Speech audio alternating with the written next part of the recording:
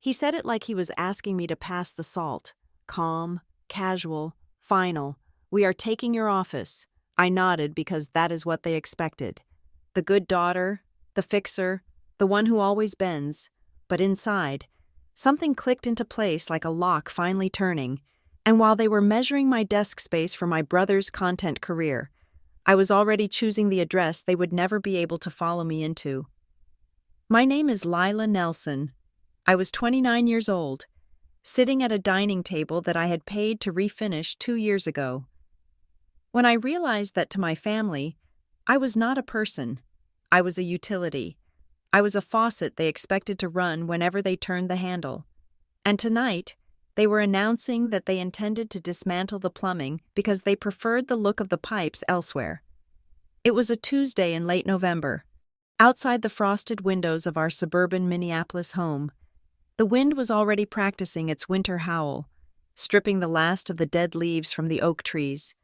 Inside, the air was heavy with the smell of pot roast and the distinct, suffocating pressure of a conversation that had been decided before I even sat down.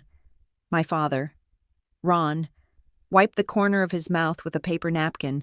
He folded it once, twice, into a perfect square and placed it next to his plate. It was a gesture I knew well. It meant business.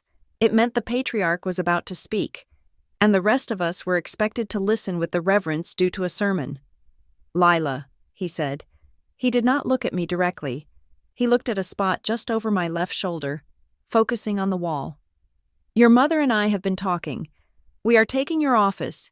He said it with the same emotional weight one might use to ask for the butter. Calm, casual, final. I stopped chewing. The piece of carrot in my mouth suddenly felt like a stone.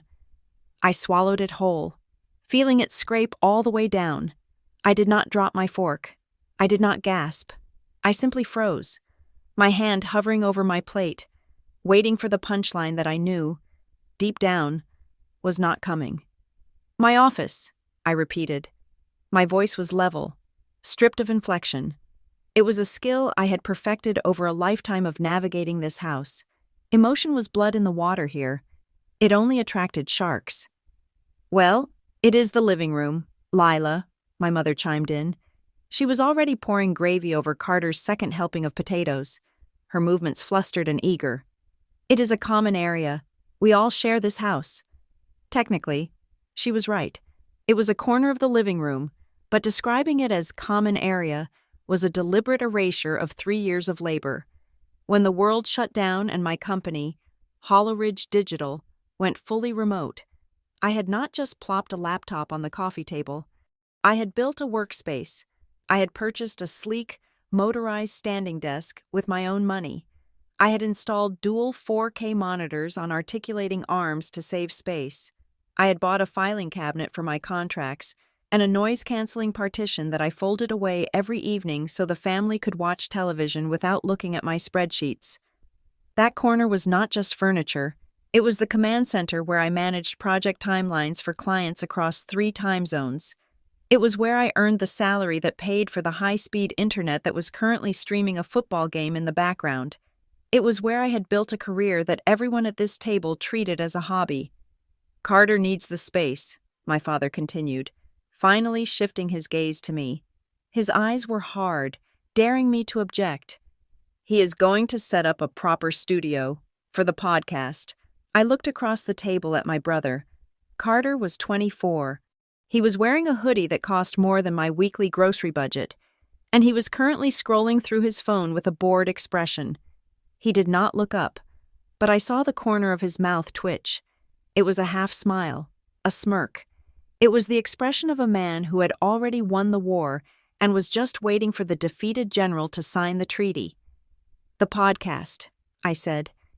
"It is taking off, Lila," my mother said, her voice breathless with a delusion that bordered on tragic. "You should see the numbers. His fans are increasing every day. He needs a professional environment. You know, soundproofing, a green screen. He cannot do that in the basement. It is too damp." 41, I said. The room went quiet. The only sound was the hum of the refrigerator, a refrigerator I had paid to repair last July. Excuse me, Carter asked, finally looking up. 41 followers, I said. I did not blink. I checked your page before dinner. You have 41 followers, Carter. And 30 of them are accounts with no profile pictures and names that are just random strings of numbers. Carter dropped his fork. It clattered loudly against the ceramic plate. See, he said, turning to Dad. She does not get it. It is about potential, Lila. It is about growth. You have to invest to build. I have a vision for Echoes of Life. It is going to be huge, but I cannot record with the washer running next to my head. So I lose my job space so you can record a show for 11 real people, I asked.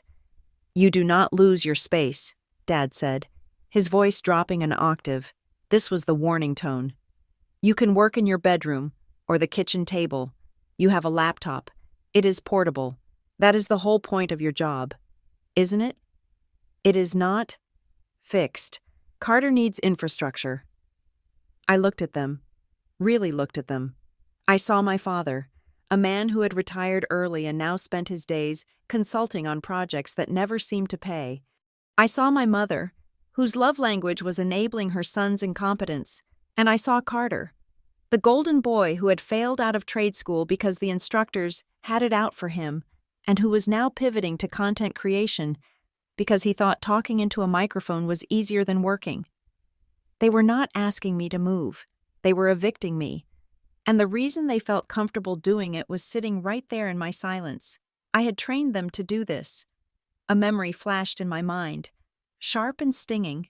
5 years ago, the transmission on the family sedan had blown. I was fresh out of college, saving every penny for a deposit on an apartment. Dad had sat me down. Just like this. You are the only one with liquid cash right now. Lila, we will pay you back when the tax return comes in. I had paid the $2,000. The tax return came and went. When I asked about it, I was accused of being petty. We fed you for 18 years, Mom had said, wiping tears that dried instantly when I apologized. Then there was the roof repair, the medical deductible when Carter broke his arm falling off a skateboard. He was too old to be riding. The groceries, the streaming services, every time. It started as help, just a little help. You are the responsible one. Lila, you are the smart one. You are the fixer. But somewhere along the line, help had calcified into duty. My competence had become their crutch, and my salary had become their safety net. They did not see my desk as my property because they did not see me as a separate entity in their minds. I was an extension of the household infrastructure, like the water heater or the thermostat. And you do not ask the thermostat for permission to change the temperature. We are measuring the space tomorrow morning, Dad said, slicing another piece of meat. You should probably clear your things off tonight. We don't want to damage your monitors. He said monitors with a slight sneer, as if they were toys. Carter looked at me. He took a sip of his soda, his eyes gleaming with triumph. He was enjoying this. He enjoyed watching me be diminished. It made him feel big. I looked down at my plate. The pot roast was cold. In the past, this was the moment where I would have argued, I would have explained, with logical, desperate pleas, that my contracts required a secure environment, that I had client calls, that I could not work effectively from a bed. I would have raised my voice. There would have been shouting. Mom would have cried. Dad would have stormed off. And in the end, I would have apologized and given in anyway. But tonight, the script had changed. Something inside my chest, right behind my ribcage, clicked. It was a small, mechanical sensation, like a tumbler in a lock sliding into place. It was the sound of a door shutting. Not a door in the house, but a door in my soul. I picked up my fork. I took a bite of the cold potato. I chewed slowly, swallowed, and then placed the fork down with deliberate precision. I looked at my father. Okay, I said. The word hung in the air. Carter blinked, confused. He had armed himself for a fight, and I had just walked past him. Okay, Dad asked, suspicious. Okay, I repeated. It is your house. If you need the space for Carter's career, Then you should take it. My mother let out a breath she had been holding. Oh, Lila. Thank you. I knew you would understand. It is just for a while. Just until he gets on his feet. Of course, I said. Family first. I stood up. My chair scraped against the hardwood floor, a sound that usually made my father wince, but tonight he was too busy looking relieved to notice. I am going to head up, I said. I have some work to finish before I move everything. Good girl, Dad said. He did not look up. He was already reaching for the salt. I turned and walked out of the dining room. I walked through the living room, past the corner that was still mine. The monitors were dark, sleeping giants reflecting the dim light of the street lamps outside. My ergonomic chair, which I had spent $300 on because my back hurt from long hours, sat empty. They were not just taking a desk. They were taking the only place in this house where I felt like an adult.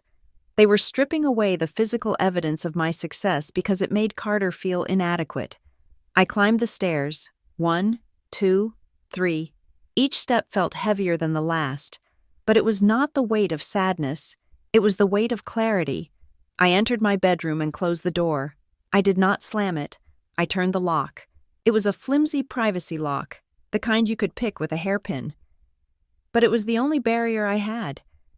My room was a time capsule of my teenage years, overlaid with the debris of a 29-year-old woman who was stuck in suspended animation. The walls were still painted a soft lavender I had chosen when I was 16. I sat on the edge of my bed. The house was quiet now, save for the muffled murmur of the television downstairs. They were probably watching a sitcom, laughing, secure in the knowledge that the Lila problem had been handled. The fixer had fixed it by disappearing. I reached into my pocket and pulled out my phone. My thumb hovered over the screen. Usually, when I came up here after a family dispute, I would scroll through Instagram, looking at the curated lives of my friends, feeling a hot, shameful envy, or I would open my banking app, staring at my savings, calculating how many more months I needed to suffer before I could afford a 20% down payment on a house in this insane market. Tonight, I did not open Instagram. I did not open the bank app. I opened a rental application I had downloaded 6 months ago and never used. Zillow Rentals. I had always told myself that renting was a waste of money. That was Ron Nelson's voice in my head. Why pay someone else's mortgage when you can save and buy your own equity? Stay home, save money, be smart. But I realize now that I was paying rent. I was paying rent with my sanity. I was paying rent with my dignity.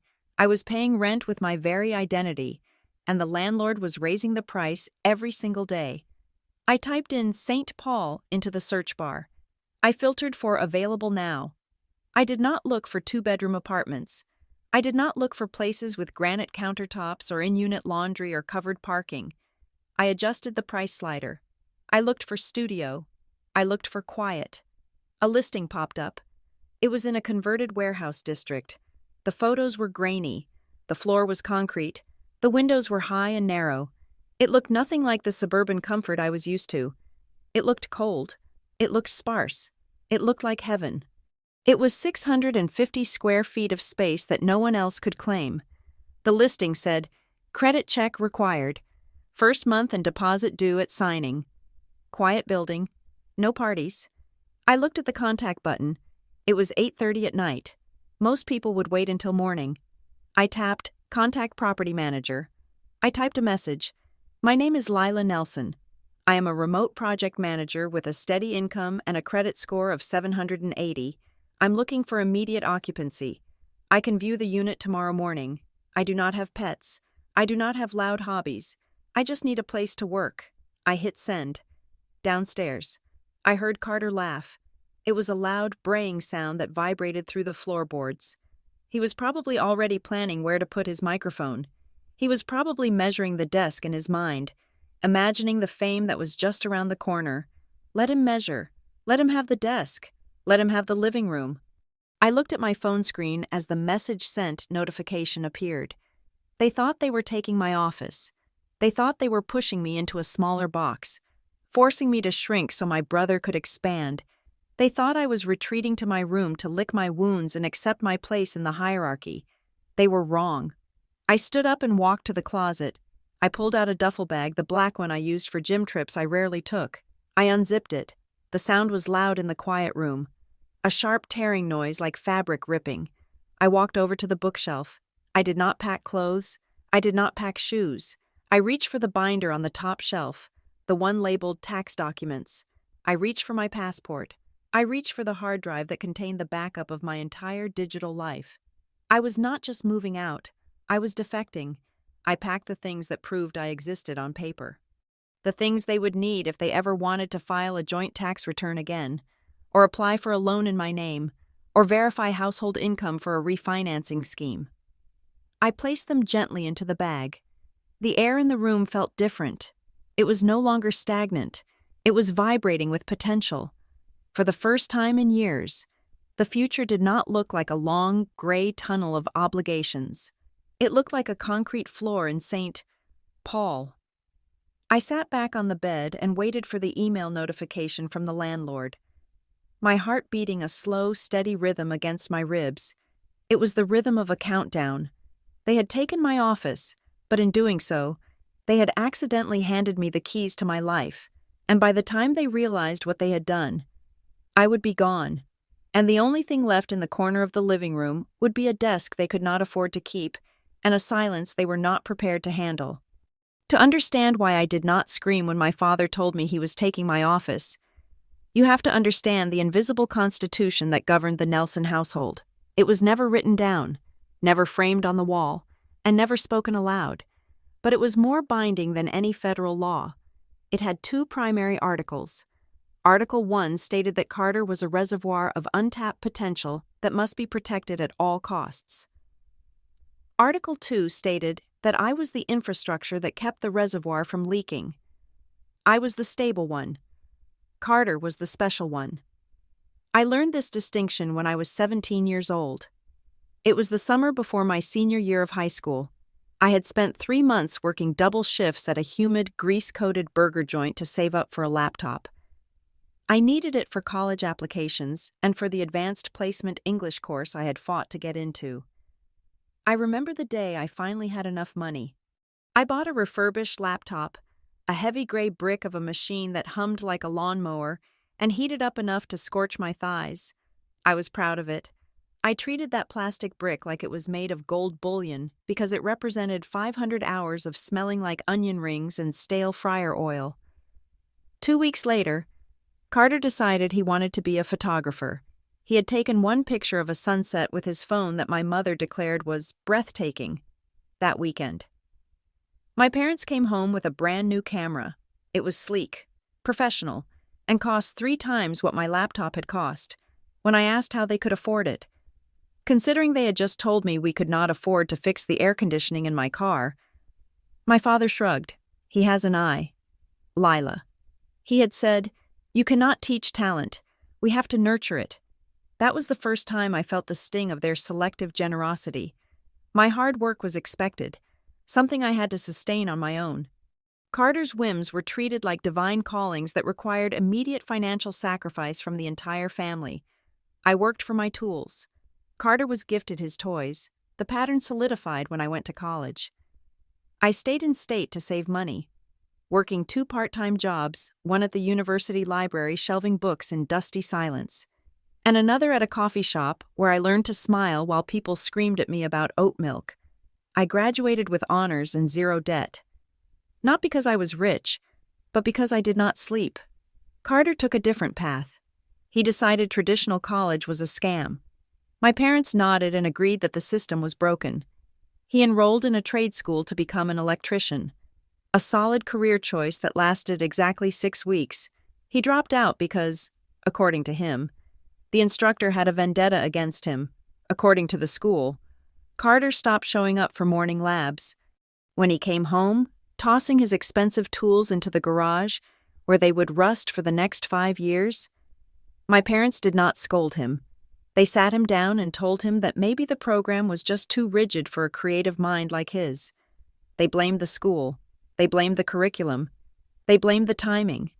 They never blamed Carter. And because Carter was never to blame, someone else had to be the solution. That was where I came in.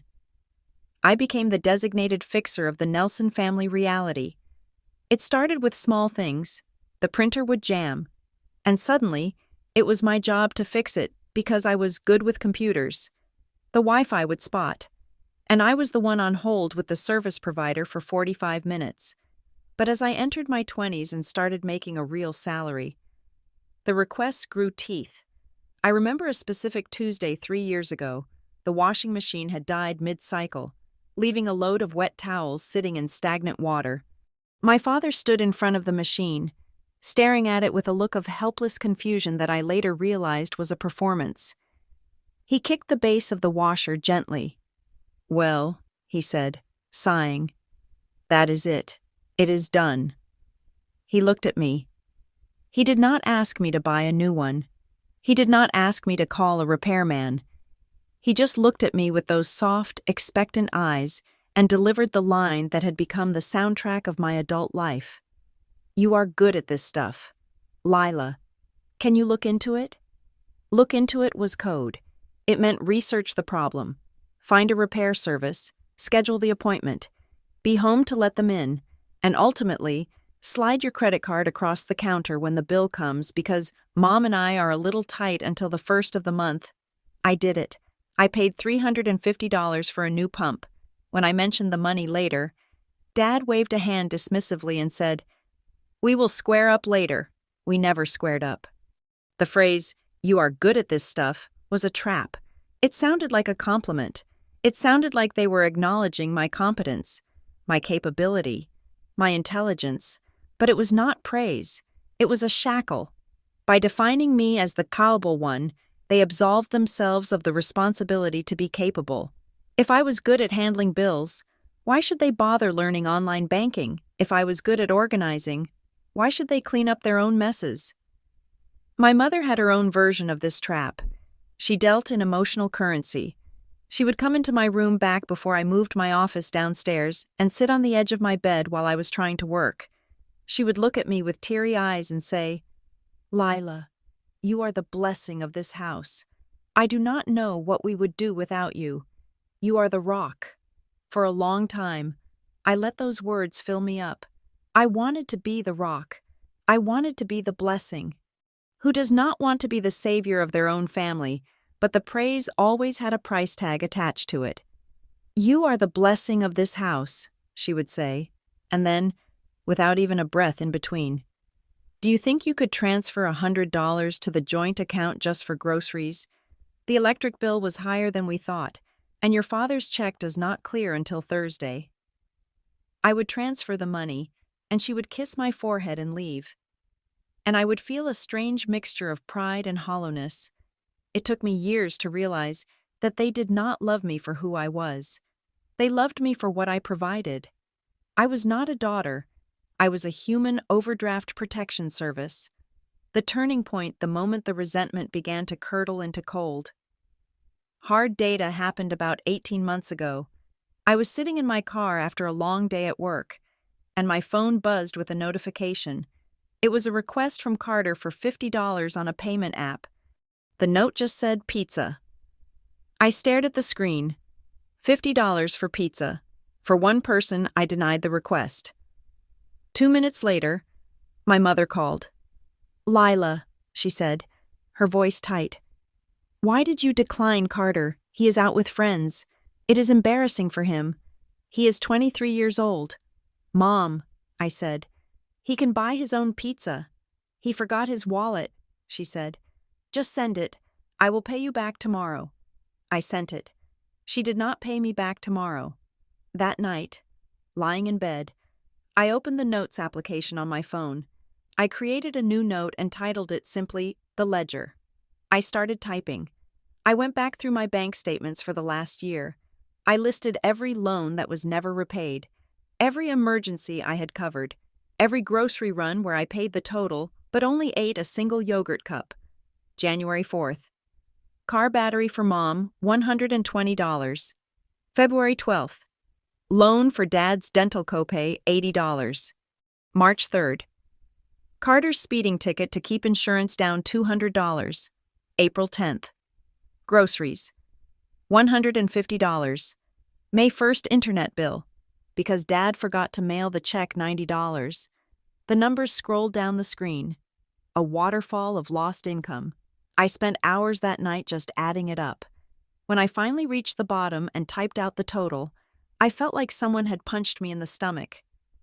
It was over $4,000 in 6 months. $4,000. That was my emergency fund. That was a trip to Europe I had never taken. That was the security deposit on an apartment I had been too afraid to rent because I was worried about leaving them alone.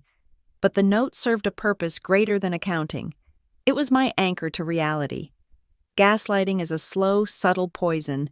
My family was expert at it. If I ever brought up money, they would act shocked. Lila, why are you so obsessed with money? It is just paper. Family helps family. You are being selfish. They made me feel like I was crazy for counting. They made me feel like a miser for wanting to keep the money I earned working 50 hours a week. But the list in my phone did not lie. The numbers were objective. They were cold. Hard proof that I was not crazy. I was being bled dry. This financial bleeding was painful. But it was not the thing that broke my heart. I could make more money. I was young. I was skilled. And I was industrious. The thing that broke me was the realization of what that money represented to them. To me. That money was my life energy. It was the hours I spent staring at spreadsheets until my eyes burned. It was the stress headaches. It was the early mornings and the late nights. To them, my sacrifice was nothing. It was expected. It was the baseline. They did not see me giving them a gift when I paid the electric bill. They saw a light switch that worked, and they gave it no more thought than that. They felt entitled to my labor. They believed, truly and deeply, that because I was capable, I owed them my capability. It was a tax I was forced to pay for the crime of being competent. And Carter was exempt from this tax. His incompetence was his shield. Because he could not handle things a helplessness he had carefully cultivated and they had eagerly enabled, he was never asked to contribute. He was allowed to just be. He was allowed to dream, to fail, to play, to spend. I was not allowed to just be. I was only allowed to do. So when my father sat at that dining table and said, "We are taking your office," it was not just about the square footage in the living room. If they had asked me, truly asked me, I might have said yes. If they had come to me with respect, acknowledged that it was my workspace, and asked if we could find a solution for Carter, I would have likely rearranged my life to help. That is who I was. But they did not ask. They announced. They looked at the space I had built, the career I had forged, the boundaries I had tried to erect, and they decided that none of it mattered as much as Carter's whim of the week. They were not just taking a desk. They were confirming everything I had written in that note on my phone.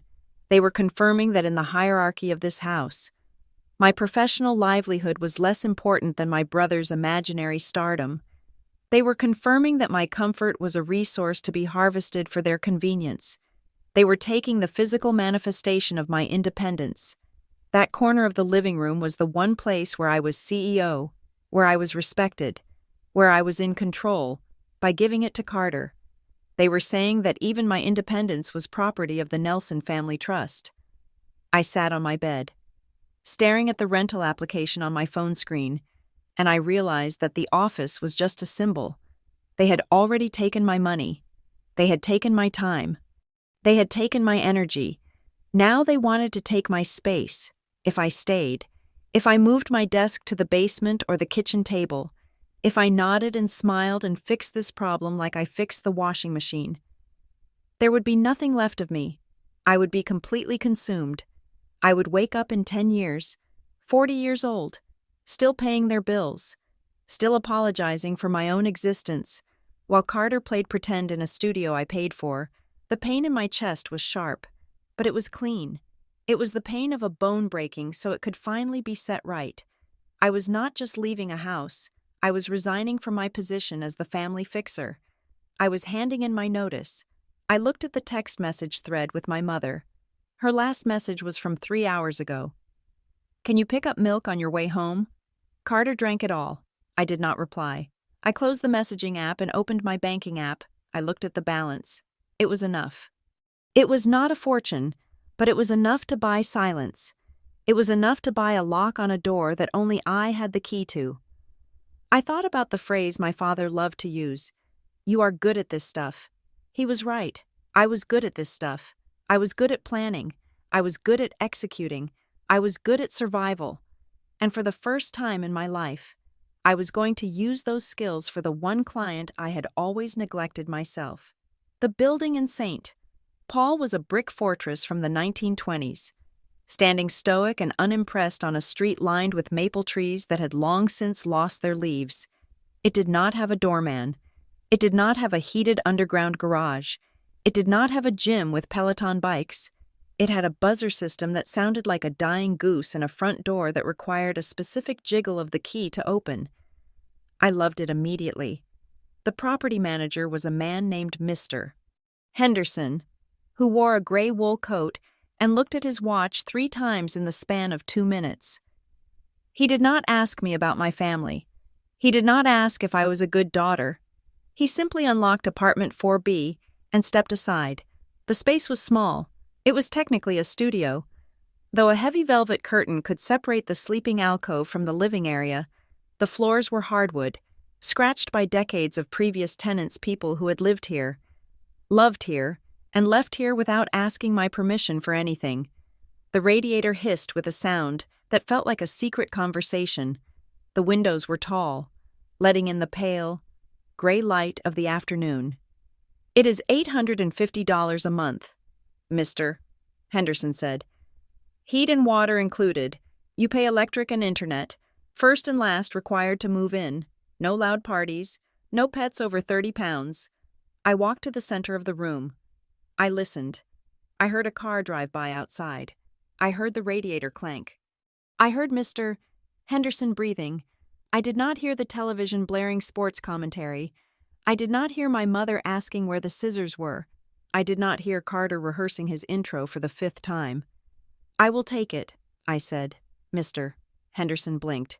Do you want to check the water pressure or the closets? I want to sign the lease, I said. Right now. I pulled a folder from my tote bag. Inside, I had prepared everything. My credit report, printed that morning at the library because I refused to use the home printer I bought. My employment verification letter, 3 months of pay stubs, a cashier's check for $1,700. Mr. Henderson looked at the documents. He looked at the check. He looked at me. For the first time, he stopped looking at his watch. You do not mess around, do you? He asked. No, I said. I do not. 20 minutes later, I had a key in my pocket. It was a small brass piece of metal, cool to the touch. I kept my hand in my coat pocket all the way to the bus stop, rubbing my thumb over the ridges of the key. It felt like a weapon. It was the first thing I had owned in years that was exclusively mine. There was no spare key under the mat for Mom. There was no code Carter knew. I went back to the house in the suburbs, stepping through the front door just as the sun was setting. The familiar smell of the house, a mix of lemon pledge and stale coffee, hit me, but it did not suffocate me this time. I was inoculated. I had the antibody in my pocket. That evening marked the beginning of my quiet strike. I did not announce it. I did not storm into the living room and declare that I was no longer the family servant. I simply stopped. It began with dinner. Usually on Wednesdays. I stopped at the premium grocery store on the way home to pick up steaks or fresh salmon. Footing the bill because Dad loves a good steak and Mom needs the omega-3. Tonight, I walked into the kitchen with a single brown paper bag. Mom was at the counter, chopping onions for a salad she assumed would accompany the main course I was expected to provide. She looked up as I entered. Oh, good. You are home, she said. Did you get the ribeyes? Carter is starving? I set the bag down. I pulled out a single container of pre-made sushi, a bottle of sparkling water, and a small tub of Greek yogurt. No, I said. I opened the sushi. Mom stopped chopping. The knife hovered over a half-diced red onion. "What do you mean?" "No, I mean I did not get the ribeyes," I said. I popped a piece of salmon roll into my mouth. "I am just having this. I have some work to finish." "But what are we supposed to eat?" she asked. Her voice contained genuine confusion, as if the concept of acquiring food was a mystery she had never solved. "There is pasta in the pantry," I said, walking toward the stairs. "And I think there is some ground beef in the freezer. You just have to defrost it." "Defrost it?" Carter's voice floated in from the living room. "That takes forever.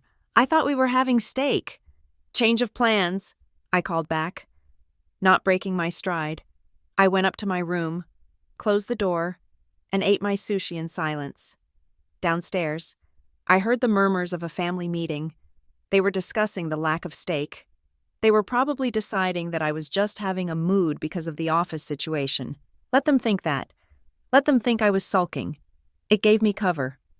2 days later, the internet connection began to stutter. This was a common occurrence in our neighborhood. Usually, when the router blinked red, a siren would go off in the Nelson household. Dad would shout my name from his recliner. Carter would text me in all caps, LAG. I was in the kitchen, making a single cup of coffee, when the shout came. "Lila."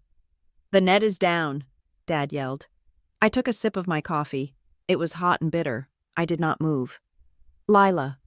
I walked to the sink and rinsed my spoon. Carter appeared in the doorway, his phone in his hand. "Hey, did you hear Dad? The Wi-Fi is dead?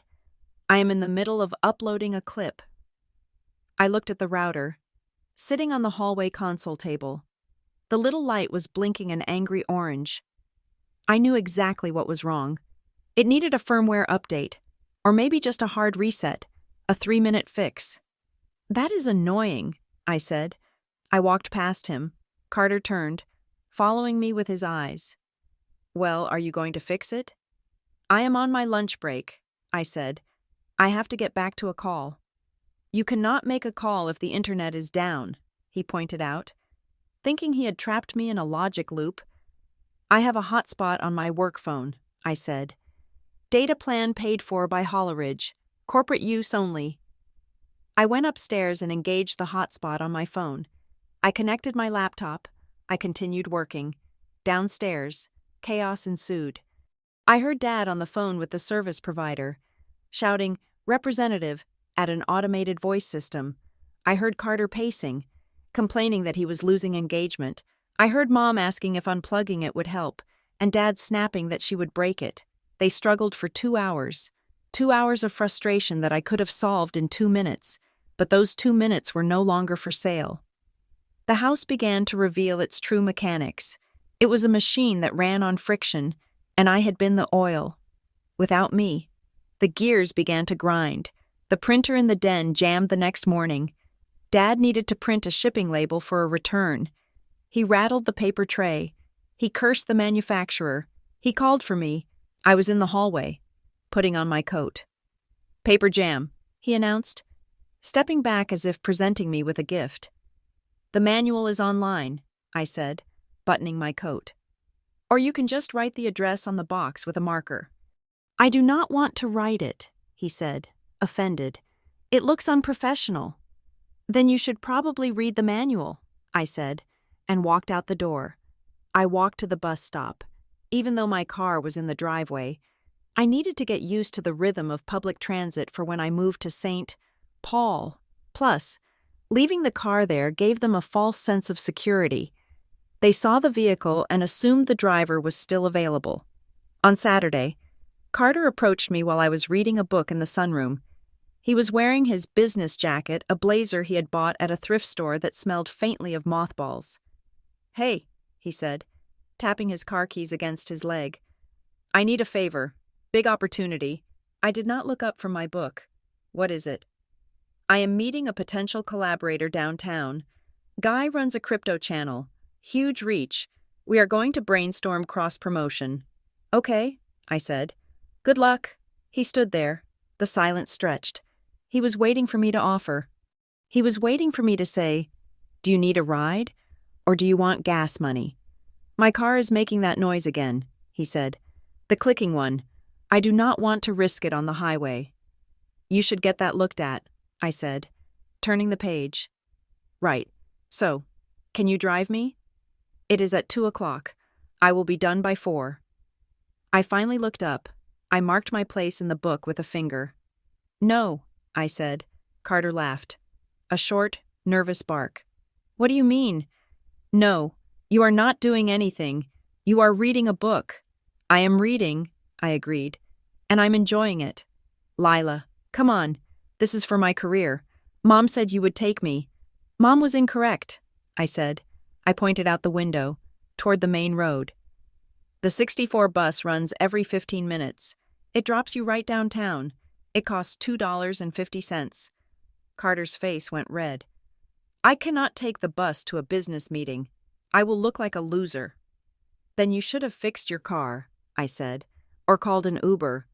I do not have Uber money right now, he snapped. I invested everything in the new microphone. Sounds like a liquidity problem, I said, and went back to reading. He stood there for another minute, vibrating with rage. He was not angry that he had to find a ride. He was angry that the appliance he called sister had stopped working.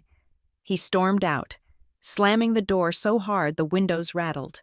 Half an hour later, I saw him walking toward the bus stop, his blazer flapping in the wind, looking furious and small.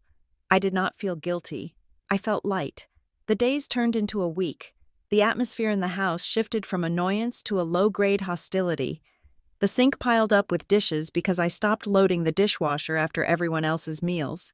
The trash can overflowed because I stopped taking it out on Tuesday nights. They walked around the messes, stepping over them, waiting for the magic cleaning fairy to return. They did not realize the fairy had handed in her resignation. At night, while the house slept, the real work began. I had bought a stack of heavy-duty plastic bins and hidden them in the back of my closet. Every night at 1 a.m, when the only sound was the settling of the foundation, I packed. I did not pack my sweaters or my jeans yet. Those would be noticed. I packed the evidence of my life. I took the file folder containing my birth certificate and my Social Security card from the family safe in the den. I did it quietly, turning the dial with the precision of a safecracker. They would not notice those were gone until they needed them, and they never needed them unless they were trying to claim me as a dependent on something. I went into the office now cluttered with Carter's empty energy drink cans and acoustic foam squares he had yet to hang up, and retrieved my external hard drives. These drives held 10 years of my digital life. Photos, tax returns, portfolios, journals. I wrapped them in bubble wrap and placed them in a bin. I found the spare car key, the one I had paid to replace when Mom lost hers, and put it in the bin. I found the warranty paperwork for the appliances I had bought. The refrigerator, the washer, the dryer. I packed those too. If these machines broke after I left, they would have to figure out the serial numbers themselves. I labeled the bins with a thick black marker. I did not write kitchen or bedroom on the first bin, containing my contracts and professional certifications. I wrote work on the second bin, containing 7 years of bank statements and the ledger I had printed out. I wrote bills on the third bin, containing my diplomas, my awards, and the deed to my car. I wrote proof. These were not just categories. They were the 3 pillars of the argument I would never bother to make out loud. Work. I did it. They did not. Bills. I paid them. They did not. Proof. I existed independently of them. One night, I was taping up the proof box when my door creaked. I froze. The hallway was dark. I waited. Lila. It was Mom's voice, thick with sleep. Is everything okay? I heard a noise. I slid the box into the back of the closet with my foot and stood up, blocking the view. I am fine, Mom, I whispered. Just reorganizing the closet. Couldn't sleep. Oh, she said. She yawned. Okay, well, keep it down. Carter has a recording session in the morning. He needs his rest. I know, I said. He needs his rest. She drifted back to her room. I closed the door and locked it. I looked at the closet. She was worried about Carter's rest. She did not ask why her daughter was awake at 2 a.m. She did not ask why I was reorganizing a closet in the dark. She only cared that the noise might disturb the golden boy. I sat down on the floor and pulled the tape dispenser closer. I ripped off another strip. The sound was sharp, like a bandage being torn off skin. I was done hurting. I was done waiting. The house was falling apart around them, the infrastructure crumbling in slow motion, and they were still sleepwalking, dreaming of podcasts and fame. They thought they were taking my office. They had no idea that I was taking the foundation with me. I looked at the calendar on my phone. 5 days. 5 days until the truck arrived. 5 days until I turned the key in the lock at apartment 4B. I lay down on the floor. Next to the boxes, the carpet was old and smelled of dust. But for the first time in 29 years, I breathed easy. I was already gone. I was just a ghost haunting the hallway, waiting for the right moment to fade away completely. It was Thursday evening when the Cold War in the Nelson household turned hot. The tension had been building for days, a static charge accumulating in the dry air, waiting for a spark. That spark arrived in the form of a yellow tape measure snapping back into its plastic casing. I was in the kitchen, washing a mug. My hands were submerged in soapy water. The warmth a stark contrast to the chill I felt radiating from the living room. Through the pass-through window, I saw my father, Ron, standing in the middle of what used to be my workspace. He was holding the tape measure. He looked like an undertaker sizing up a coffin. He extended the metal tape across the surface of my standing desk, the mahogany-finished desk I had researched for weeks and paid $800 for with my bonus check last year. He frowned, muttered something to himself, and retracted the tape with a sharp snap. "It is tight," he said to the empty room, though he knew I was listening. "But if we clear this out by Saturday, the new one should fit." I turned off the faucet. The silence in the kitchen was sudden and absolute. I dried my hands on a towel, walking slowly into the living room. "Clear what out?" I asked. My voice was calm, but my pulse was hammering in my throat. Dad looked up. He didn't look guilty. He looked busy. "The desk," he said. "I called Bob from the lodge. He needs a desk for his shop. I told him he could have this one for $50 if he hauls it away Saturday morning." The air left the room. "You sold my desk," I said. It wasn't a question, but it required an answer I couldn't comprehend. "I didn't sell it. Lila," he said, waving a hand as if swatting away a fly. "I'm getting rid of it. Carter needs a wraparound setup. You know, for the monitors and the mixer. This standing thing is too small. It doesn't have the flow. I bought that desk," I said. I took a step forward. "I paid $800 for it. And it's been taking up space in my living room for 2 years, he countered, his voice rising just enough to assert dominance. "Consider it rent." "Rent," I repeated. "I pay the electric bill. I pay the internet. I pay for the groceries you're currently digesting. That is the rent." "Don't start with the money again," Mom's voice cut in. She appeared from the hallway, carrying a basket of laundry. She set it down on the sofa with a sigh, positioning herself between me and Dad, the peacemaker who always carried ammunition for the other side. "It is just a desk, Lila. You are making such a big deal out of nothing. Carter needs the space to be professional. Bob is doing us a favor taking it." "A favor?" I looked at her, incredulous. "He is taking my property. That is not a favor. That is theft." "Oh, stop it," Mom said, waving a hand. "It is family property. Everything in this house is for the family." "Is Carter's microphone family property?" I asked. "Can I sell it to Bob?" "That is different," she snapped. "That is his career." "And what is this?" I pointed to the desk, to the dual monitors that were currently dark. "This is my career. This is how I pay for the internet that allows him to have a career." Carter walked in then. He was holding a bag of chips, chewing loudly. He looked from me to Dad to Mom, gauging the temperature of the room. He didn't look worried. He looked bored. "What is the yelling about?" he asked, crunching a chip. Your sister is being dramatic about the desk, Dad said. I told her we need it gone for your studio, Carter shrugged. I mean, yeah, I ordered the new one yesterday. It is coming Monday. I need the floor clear. He looked at me, his eyes sliding over me with a casual dismissal that hurt more than any insult. You can just work downstairs, Lila. The basement has that table in the corner. It is quiet down there. Good for whatever it is you do. Spreadsheets. The basement. Our basement was unfinished. It was a concrete box that smelled of mildew and old paint. It was where we stored the holiday decorations and the broken treadmill. It was damp, dark, and cold. The basement, I said flatly. Yeah, Carter said. It is private. You like privacy, right?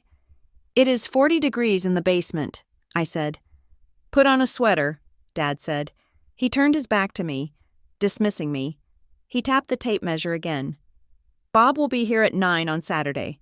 Have your computer off of it by then. I stood there for a moment, looking at them. A tableau of a family, the father who ruled, the mother who enabled, and the son who took. They were a closed circuit. I was just the battery they plugged in when the lights flickered. I didn't scream. I didn't throw the laundry basket. I didn't flip the table. Okay, I said.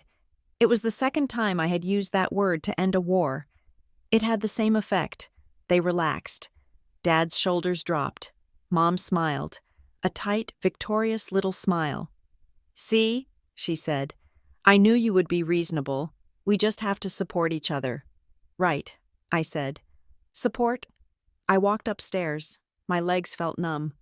I went into my room and sat at my small vanity table. My hands were shaking. Not from fear, but from a rage so cold it felt like ice in my veins. They were going to sell my desk on Saturday. I looked at my phone.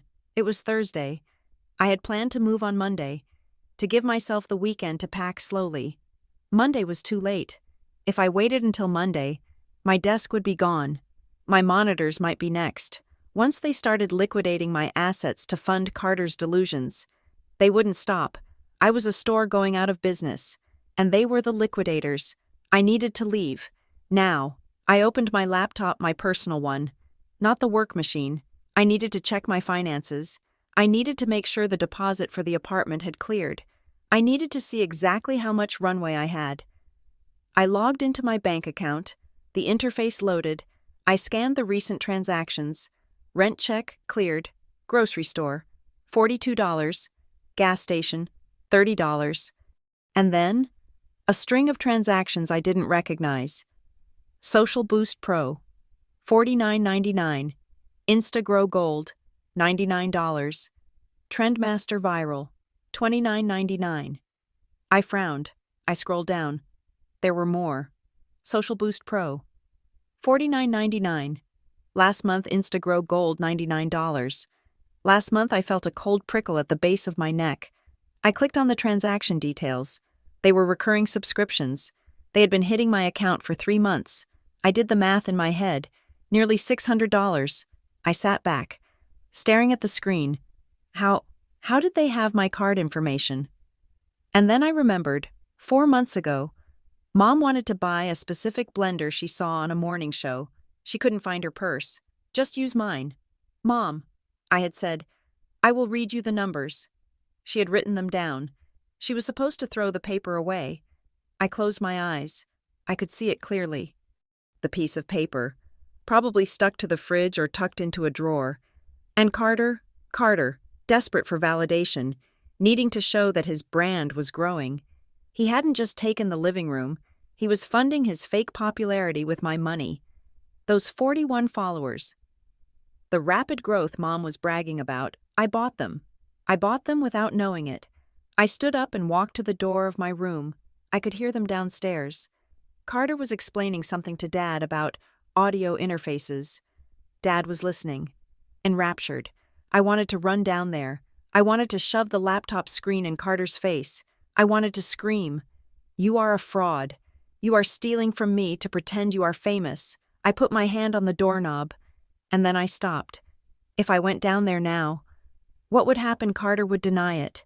He would say it was a mistake, or worse, he would admit it. And Mom would jump in. "Oh, Lila, it is just a few dollars. He is investing in his future. We will pay you back. Don't be so stingy." They would make me the villain.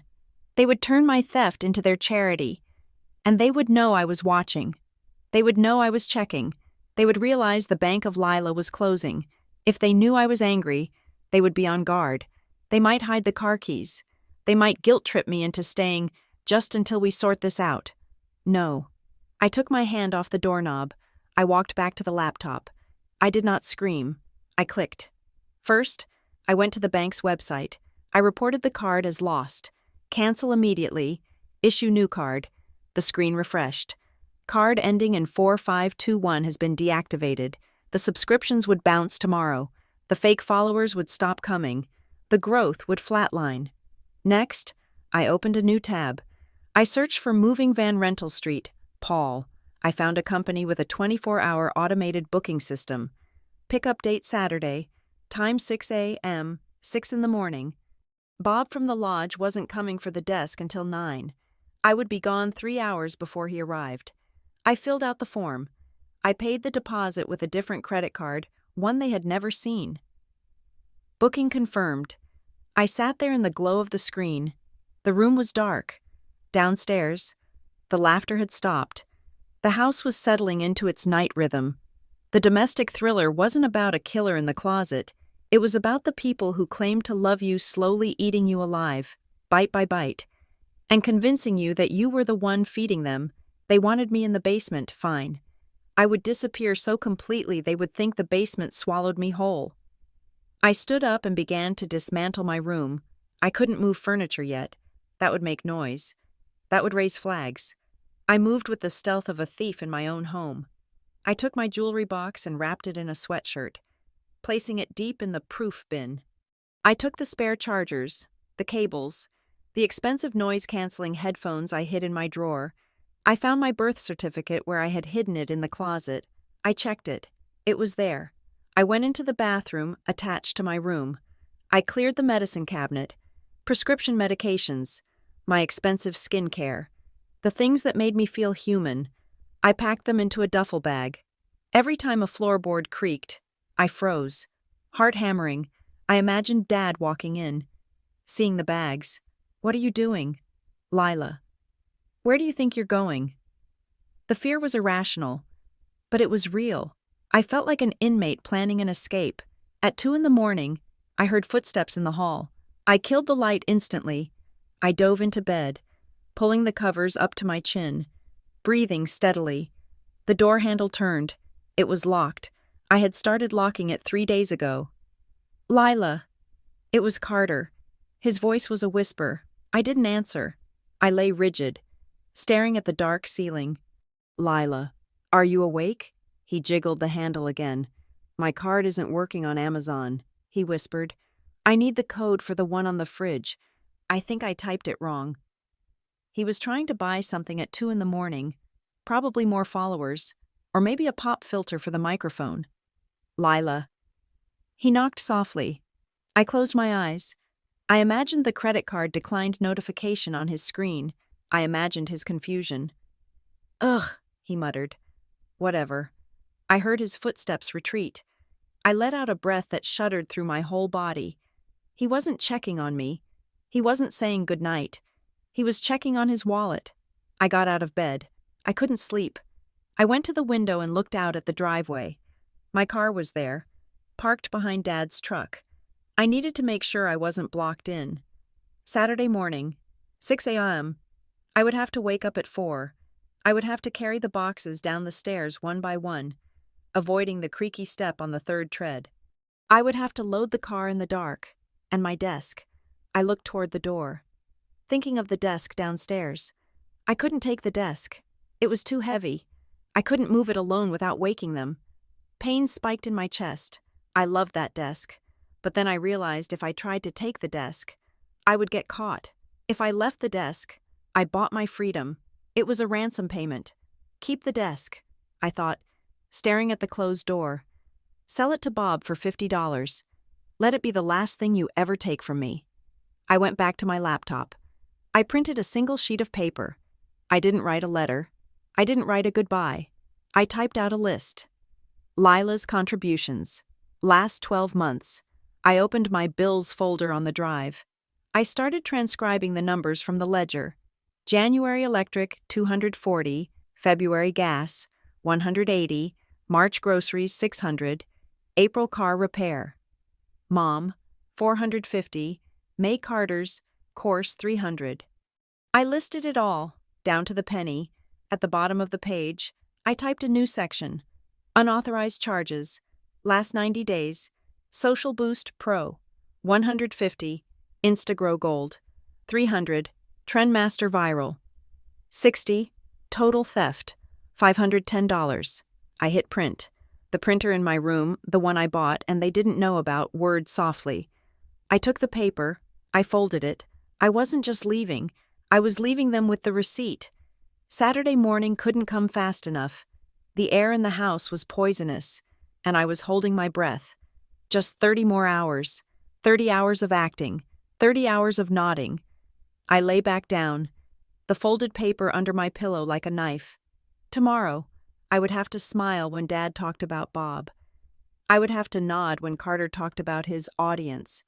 But inside, I was already driving the van. I was already turning the key in the lock at St. Paul. I was already gone. Friday night arrived with the heaviness of a storm front. The air in the house was thick, pressurized by the unspoken knowledge that tomorrow was the day my desk, my property, my workspace would be hauled away to satisfy a whim. My parents and Carter were in the living room, engaged in a performance of normalcy. The television was blaring a game show. Carter was on his phone, likely checking the fake follower count that was about to plummet. Mom was folding towels. I walked into the room. I was not holding a weapon. I was holding a single sheet of paper and a roll of Scotch tape. I stood in front of the television. I did not ask for permission to speak. I simply blocked the screen. I am moving out tomorrow morning, I said. The reaction was immediate. My father, Ron, who had been halfway through a yawn, snapped his mouth shut. He looked at me, blinking, as if I had spoken in a foreign language. What? He asked. I am moving out, I repeated. My voice was steady, anchored by the truth I had been carrying for days. The movers will be here at 6 a.m. I have rented an apartment in St. Paul. I will be gone before Bob arrives for the desk. Ron's face went through a spectrum of colors: confusion, then disbelief, and finally, a deep, flushed red of anger. He stood up, the recliner springing back with a metallic groan. You are what? He demanded. You are leaving now. Tomorrow morning, I corrected. Because of the desk. He threw his hands up, looking at Mom for support. This is unbelievable. You are abandoning your family because we asked for a little space because of a room. It is not about the room, I said. It is about the room, he shouted. His voice shook the walls. You are being petty, Lila. You are throwing a tantrum. We are a family. We make sacrifices. And you are willing to tear this family apart because you can't handle sharing. I have shared, I said. I have shared everything. You are betraying us, he spat. The word hung in the air, ugly and heavy. Betrayal, that is what this is. You are walking out on your duty. There it was, duty. He didn't say love. He didn't say connection. He said duty. He was angry because the employee was quitting without notice. I am not betraying you, I said. I am resigning. Resigning. Mom stood up now, clutching a hand towel to her chest. Lila, honey, don't talk like that. This is your home. We love you. Don't let money or furniture come between us. Money? I said. Since you brought it up. I held up the sheet of paper. It was the document I had printed the night before, the summary of my existence in this house for the last 12 months. What is that? Carter asked from the sofa. He looked nervous. He should be. This is the ledger, I said. I walked over to the refrigerator. This was the family notice board. Usually, it held wedding invitations, magnets from trips we never took, and Carter's abysmal report cards from trade school that Mom insisted on displaying for encouragement. I tore off a piece of tape. The sound was sharp, like a fabric ripping. I taped the paper to the stainless steel door, right at eye level. "This is a breakdown of my contributions to this household over the last 12 months, I said. I stepped back so they could see it. Ron scoffed. "Oh, here we go. The accountant speaks." "Read it," I said. My father crossed his arms and refused to look, but Mom walked over. She squinted at the paper. "January electric bill," she read, her voice trembling slightly. $240.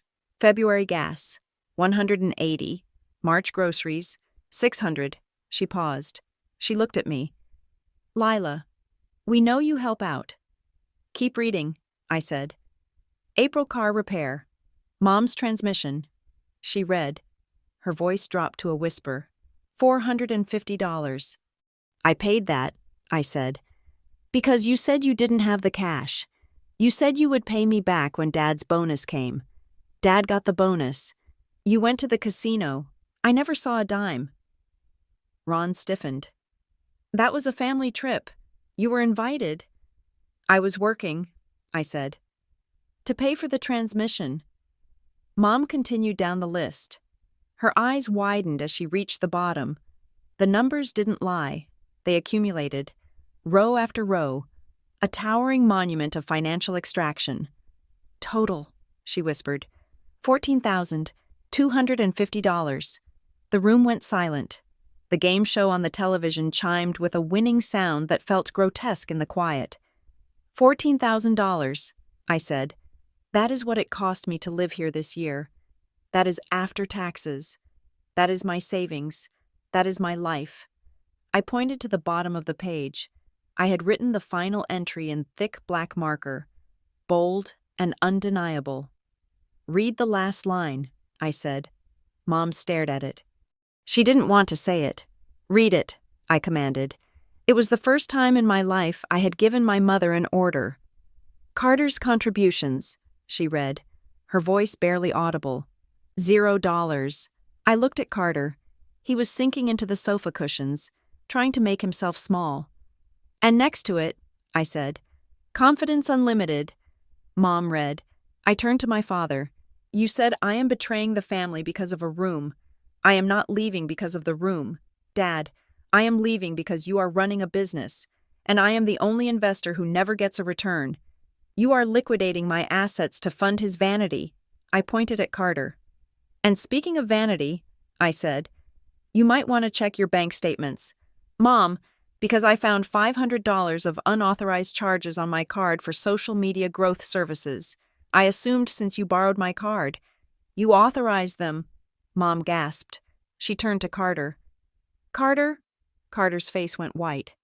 It was for the brand. Mom. I was going to pay her back when the sponsorship came in. "There is no sponsorship," I said. "There are 41 followers, and 30 of them are bots I paid for without knowing it." Ron looked at his son. For a second, just a second, I saw the veil slip. I saw him look at Carter and see him not as a prodigy, but as a leech. But then, the habit of a lifetime kicked in. He turned the anger back on me. "So you are humiliating him," Ron shouted. "Is that it? You printed this out to shame us." "I printed it out to correct the record," I said. "You think I am the child who needs to be managed. You think I am the one who needs to be pushed into the basement. I am showing you that I am the one keeping the lights on." I walked to the stairs. I stopped and looked back at them. They were a tableau of dysfunction. Mom staring at the fridge like it was a tombstone. Dad red-faced and impotent. Carter looking at the floor. "Here is the schedule," I said. I spoke with the cool detachment of a project manager outlining a termination.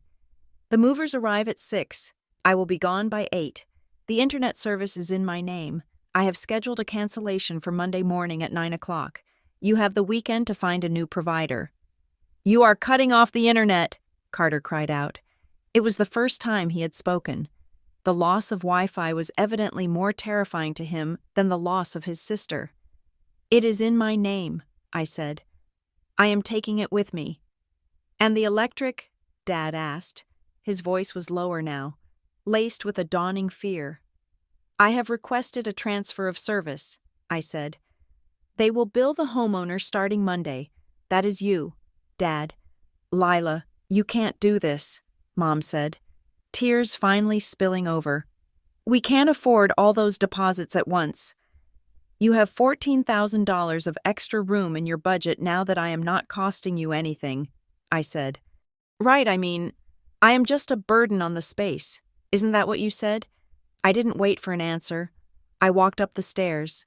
Behind me, the silence was absolute. No one yelled. No one chased me. They were paralyzed by the sudden removal of the support beams they hadn't realized were holding up the roof. I went into my room and closed the door. I didn't lock it. I didn't need to. They wouldn't come in. They were afraid of me now. They were afraid of the person who had written that list. I spent the night finishing the packing. I stripped the bed. I took the curtains. I packed the lamp. I didn't sleep. I sat on the floor, watching the digital clock on my phone tick towards 6 a.m. At 5:45, I heard the rumble of a diesel engine outside. I looked out the window. A white van was pulling up to the curb.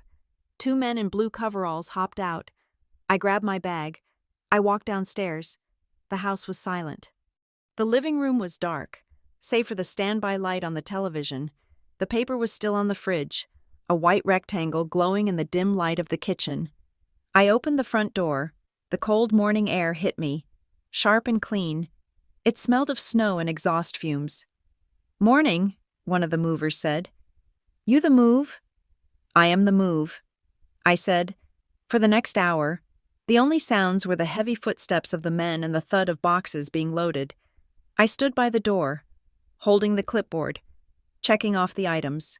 Box 1 work, Box 2 bills, Box 3, proof, around 7 o'clock. I heard movement upstairs. Carter came down first. He was wearing pajama pants and a t-shirt. He looked disheveled. He stood at the top of the stairs, rubbing his eyes. He saw the empty space where the coat rack used to be. It was mine. He saw the boxes disappearing into the van. He didn't say anything. He just watched. Then Mom appeared. She was wearing her robe. She looked old. The morning light was not kind to the fear in her eyes. "Lila," she said. It wasn't a plea. It was just a name. I didn't answer. I picked up the last box, my personal file box. I walked past them. I didn't look at the floor. I didn't look at the walls. I looked straight ahead, toward the open door. As I stepped onto the porch, I passed Dad. He was standing in the doorway of the kitchen, a mug of coffee in his hand. He looked at the moving van, then at me. "You will be back," he said. It was a statement, but it sounded thin. It lacked the weight of his usual commands. "You will run out of money. You will realize how hard it is out there." I stopped. I turned to him. "I have been out there for years.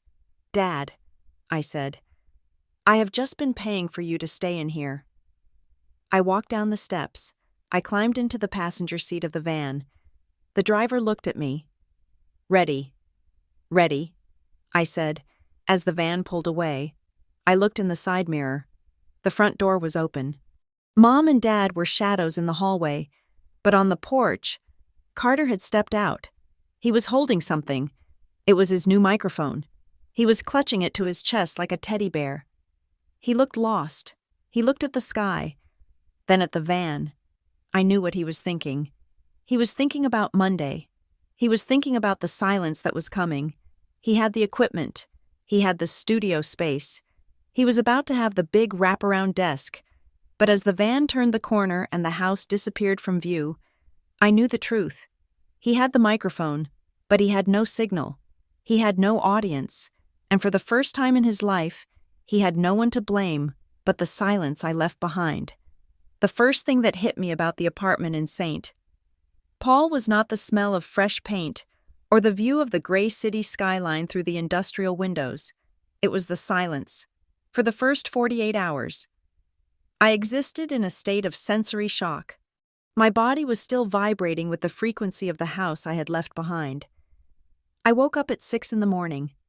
My muscles tensed, waiting for the slam of a bathroom door or the heavy thud of my father's footsteps in the hallway. I waited for the inevitable shout of my name, the two syllables that had become synonymous with a demand, Lila, but the shout never came. The only sound in the studio was the rhythmic clanking of the steam radiator and the distant hum of traffic on the highway. I made coffee just 1 cup, strong and black, using beans I had bought for myself without worrying about the price per pound. I sat by the window and watched the steam rise from the mug. I drank it slowly.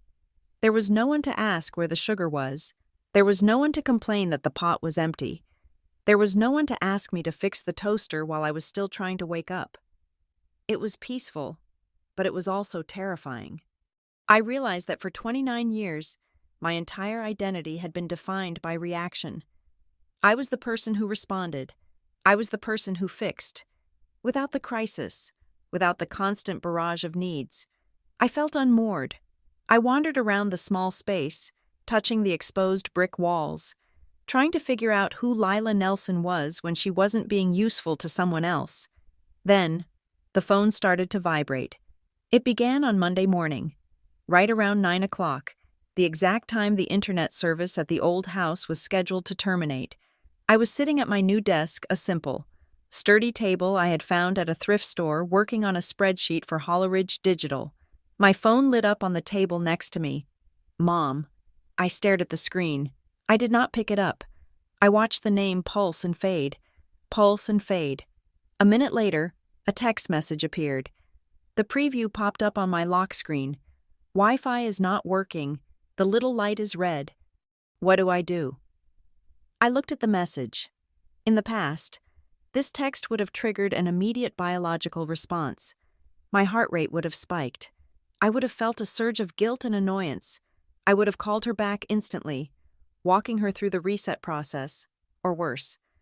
I would have promised to drive over on my lunch break to look at it. Now, I just looked at the bubble. I visualized her standing in the hallway, tapping on the router, baffled by the sudden lack of connectivity. I swiped the notification away. I did not reply. I went back to my spreadsheet. 2 hours later, my father called. I let it go to voicemail. He left a message. I listened to it on speakerphone while I ate a sandwich I had made exactly the way I liked it, with extra mustard and no crusts. A luxury I never bothered with at the house because someone else always wanted the crusts cut off differently. Lila, his voice said. It sounded tight, controlled, but with an undercurrent of panic. The heater is making that clanking noise again, the one it made last winter. I think the pilot light is flickering. I need you to come look at it. I don't want to call a technician and pay a service fee if it is just a loose valve. I picked up the phone. I typed a reply, keeping it brief and clinical. There are troubleshooting guides on the manufacturer's website. You can find the model number on the side of the unit. I hit send. Then I paused. A dry, humorless laugh bubbled up in my throat. I realized the absurdity of my advice. I had told him to check the website, but he couldn't check the website because I had canceled the internet. He was standing in a cold house with a clanking heater, holding a phone that could no longer connect to the world because the person who paid for the connection had walked out the door. I put the phone face down. I did not feel guilty. I felt a strange, cold satisfaction. It was the feeling of gravity finally working the way it was supposed to. Actions had consequences. Incompetence had costs. By Wednesday, the tone of the messages had shifted from confusion to accusation. Carter sent me a direct message on a social media platform I hadn't blocked him on yet. "You are ruining everything," he wrote. I had a live stream scheduled for tonight. "I can't go live on cellular data. It is too slow. I am losing engagement. Do you have any idea what you are doing to my career?" I looked at the word career. He used it with such conviction, as if his hobby of talking about himself into a void was equivalent to performing open-heart surgery. I typed back. My thumbs moved with a precision that surprised me. A career does not stand on the paid bills of other people. If your business model requires your sister to subsidize your overhead, you do not have a business, you have a dependency. He saw the message. The little read icon appeared instantly. He did not reply. I set the phone aside and opened my banking app. It was Friday payday. For the last 5 years, payday had been a source of anxiety. As soon as the direct deposit hit, I would start the mental subtraction. 200 for the electric, 100 for the water, 300 for groceries, 50 for whatever emergency mom invents by noon. Usually, by the end of payday. My account balance looked almost the same as it had the day before. The money was a pass-through entity. I was just the tunnel it traveled through on its way to my family. Today, the number sat there. $2,400. I paid my rent for the next month. I paid my own electric bill, which was projected to be $40.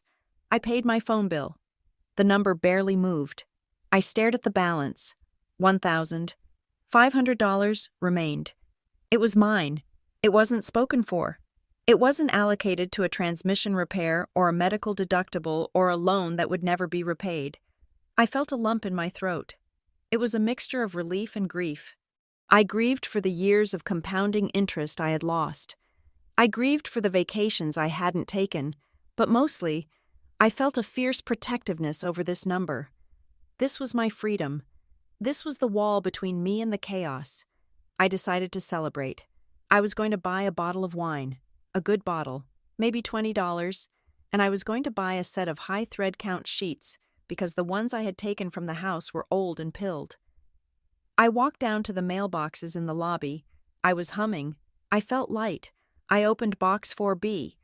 Inside was a small stack of mail, a flyer for a local pizza place, a welcome packet from the utility company, and a white envelope with a red stamp on the front. Urgent past due. I frowned. I had just moved in. I couldn't be past due on anything. I looked at the return address. North Star Building Supplies. My stomach dropped. North Star was a massive hardware and construction supply chain. I had never shopped there. I bought my clothes at department stores and my food at groceries. I had no reason to buy lumber or drywall. I ripped the envelope open. My hands were suddenly cold. I pulled out the letter. It was a collection notice. Dear Lila Nelson, this letter is to inform you that your account ending in 894 is 90 days past due. The current outstanding balance is $3,242.16. Failure to remit payment within 10 days will result in this debt being reported to the credit bureaus and may result in legal action. I leaned against the wall of the lobby. The humming stopped. The lightness vanished. $3,000. I scanned the document. My eyes locked onto a section near the bottom. Account holder Ron Nelson. Authorized buyer/cosigner Lila Nelson. The memory hit me like a physical blow. 2 years ago, the summer Dad decided he was going to renovate the back deck. He had taken me to the store with him. He was buying lumber, stain, and a new power saw. At the register, the clerk had asked if he wanted to open a pro account to save 15%. Sure, Dad had said. He filled out the form. Then he had turned to me, smiling that easy, charming smile. Hey, honey, put your name down too, just in case I need you to pick up nails for me sometime. Plus, it helps with the credit check if there are 2 names. Just in case. I had signed it. I had signed it because we were family. I had signed it because I trusted him. I had signed it because it was just a hardware store account, not a mortgage. He never finished the deck. The wood rotted in the backyard, but apparently, he had kept using the card. I looked at the itemized list attached to the letter. October DeWalt drill set. $200, November snowblower. $800, December patio heater, $400. He had been shopping. He had been buying toys, and he had been ignoring the bills. He knew. He had to know. They would have called the house. They would have sent letters to the house. He had hidden them. He had thrown them away, knowing that eventually they would come for the authorized buyer. He knew I had perfect credit. He knew I was the backstop. I slid down the wall until I was sitting on the cold tile floor of the lobby. The letter shook in my hand. This was not just negligence. This was financial violence. He had planted a bomb in my financial history and handed me the detonator without telling me what it was. If this hit my credit report, my score, the 780 I was so proud of, The score that got me this apartment would tank. I would look like a risk. I would look like him. I closed my eyes. I wanted to scream. I wanted to drive back to the house, kick down the door, and shove this paper down his throat. I wanted to scream. I left. I escaped. You aren't allowed to reach me here. But screaming wouldn't pay the bill. Screaming wouldn't fix the credit score. I took a deep breath. I held it for 4 seconds. I exhaled for 4 seconds. I stood up. I walked back up the stairs to my apartment. I did not buy the wine. I did not buy the sheets. I sat down at my desk. I placed the letter in the center of the table. I was not Lila the daughter anymore. I was not Lila the fixer. I was Lila Nelson, a woman who was currently under attack. I picked up my phone. I dialed the number for the credit card issuer listed on the letter. North Star Financial Services. How may I help you? A voice asked. My name is Lila Nelson. I said. My voice was rock steady. It sounded like a stranger's voice. I am calling regarding a delinquency notice I received today. Account ending in 894. One moment. Please. Yes, I see the account. Ms. Nelson, we have been trying to reach the primary account holder for months. I am aware, I said. I need to know exactly what my liability is here. I am listed as an authorized buyer. Actually, ma'am, looking at the original contract, you are listed as a joint account holder with full liability. That means you are equally responsible for the debt. The room spun slightly. Joint account holder. He had lied. He said, authorized buyer for picking up nails. He had signed me up as a co-borrower. Okay, I said. Thank you for clarifying. I need to freeze this account immediately. No further charges are to be authorized. I can place a hold on the card, the representative said. But the balance is still due. I understand, I said. I will handle the balance. Please send me a copy of the original contract with the signatures and a full transaction history for the life of the account. I can do that. Is there anything else? Yes, I said. Remove my name from any marketing lists. I do not want to receive coupons. I hung up. I looked at the balance on my screen. $1,500. The debt was $3,200. If I paid it, I would wipe out my savings. I would be back to zero. I would be eating ramen noodles in the dark. But if I didn't pay it, he would drag me down with him. I realized then that my physical departure was only the first step. Leaving the house was the easy part. Cutting the emotional cord was harder. But surgically removing the financial cancer they had embedded in my life, that was going to be the fight of my life. I opened a new browser tab. I searched for Consumer Protection Attorney St. Paul. I searched for Financial Advisor for Debt Separation. I was going to pay this bill. I had to. I wouldn't let his irresponsibility ruin my future, but this was the last time. I picked up the red pen I used for editing contracts. I wrote on the top of the letter, Final Settlement. I wasn't doing this to be nice. I wasn't doing this to help Dad out of a jam. I was doing this to buy my name back. I looked out the window at the city. The sun was setting, casting long, bruised shadows across the brick buildings. I didn't leave to punish them, I whispered to the empty room. I left so I wouldn't drown. But as I looked at that letter, I realized they were still trying to pull me under. They had one hand on my ankle, gripping tight. I picked up my phone again. I didn't call Dad. I didn't call Mom. I called the number for a credit monitoring service and signed up for the most aggressive lockdown protection plan they offered. Then, I booked an appointment for the next morning with the bank. I was going to audit my entire life, every account, every subscription, every piece of paper with the name Nelson on it.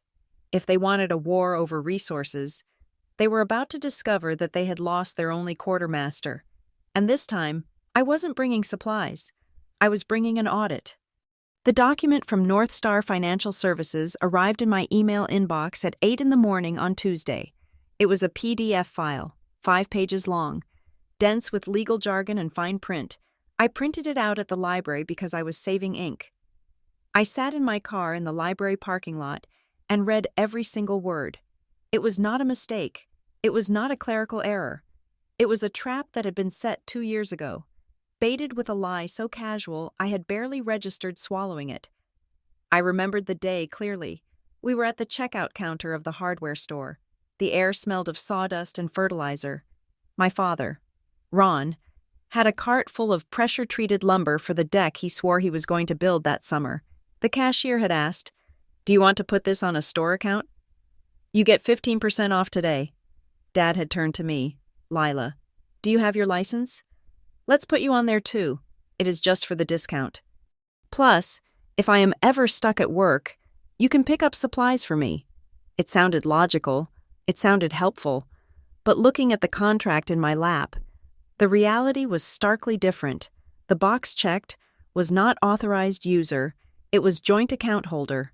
Below that, in a section I had not read, because I was 27 and trusted my father, was a clause in bold text: "Both parties are jointly and severally liable for all charges, interest, and fees incurred on this account, regardless of who initiates the transaction." He hadn't just added me to a discount program. He had taken out a line of credit in my name, using his authority as my father to bypass my scrutiny. He knew that if he applied a loan, with his history of missed payments and debt shuffling, he would get a limit of maybe $500. But with me, with my spotless history, my steady income, my neurotic responsibility, he got a limit of $5,000, and he had spent $3,000, $200 of it. I looked at the date on the transaction history. The most recent purchase was a $400 patio heater, bought 3 weeks ago. He bought a patio heater while he was telling me he couldn't afford to fix the furnace. I started the engine of my car. I was not going to work. I was taking a personal day. I drove to the suburbs. The drive usually took 30 minutes, but today it felt like 30 seconds. I was in a trance of cold, hard fury. This was different from the desk.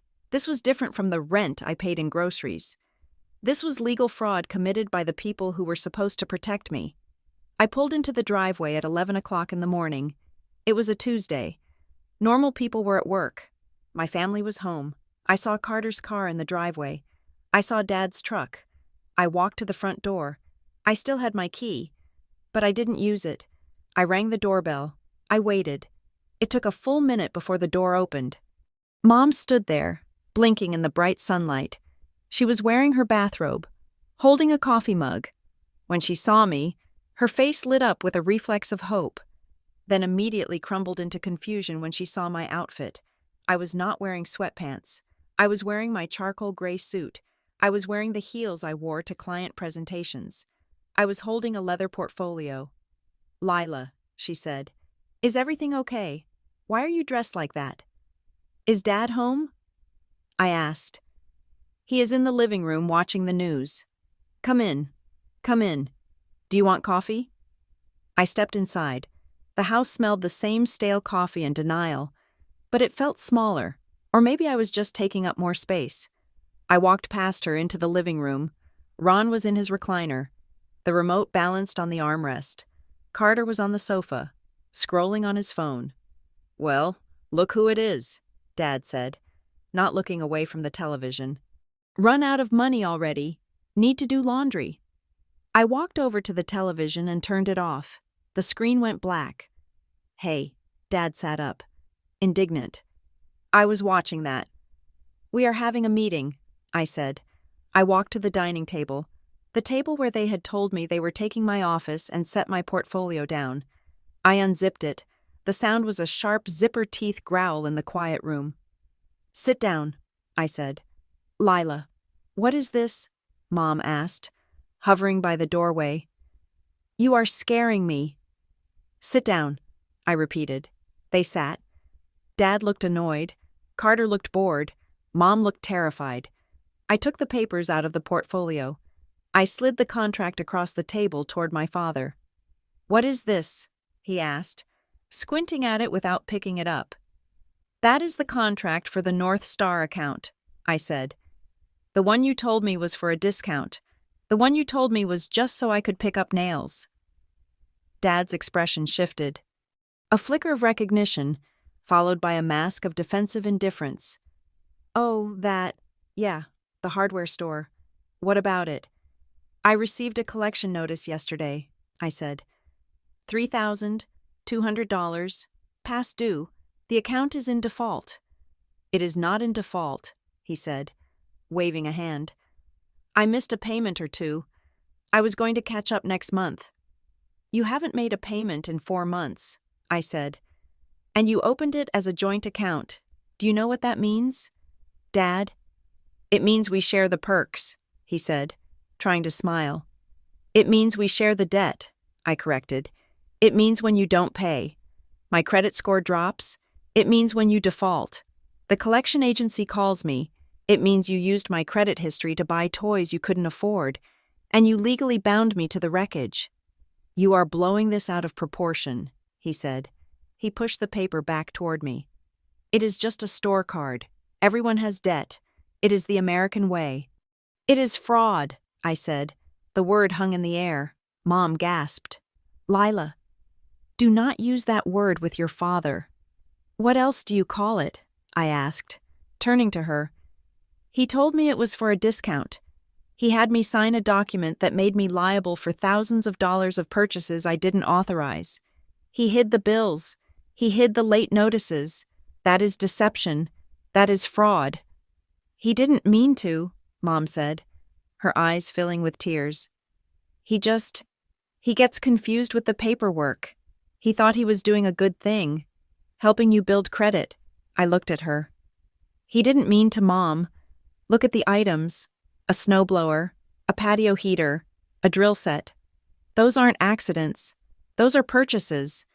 If he doesn't understand the contract, he shouldn't be signing it, and he certainly shouldn't be making me sign it. You are being so harsh, she sobbed. He is your father. And I am his victim right now, I said. Carter, who had been silent, finally looked up from his phone. He let out a loud sigh, as if my concern over my financial future was interrupting his very important schedule of doing nothing. God, Lila, chill out, he said. You have, a perfect credit score. You have plenty of points to spare. What is the big deal if it drops a little? You are acting like he stole your kidney. I turned my head slowly to look at him. The silence that followed was absolute. There it was, the naked truth. Say that again, I said softly.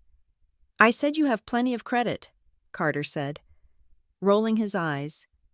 You are the responsible one. You can take the hit. Dad needed the stuff for the house. It is not like he went to Vegas. Why are you so stingy with your credit score? It is just a number. I looked at my brother. I looked at my parents. They didn't see me as a person. They didn't see me as a woman with dreams of buying her own home one day, or getting a business loan, or simply living without fear.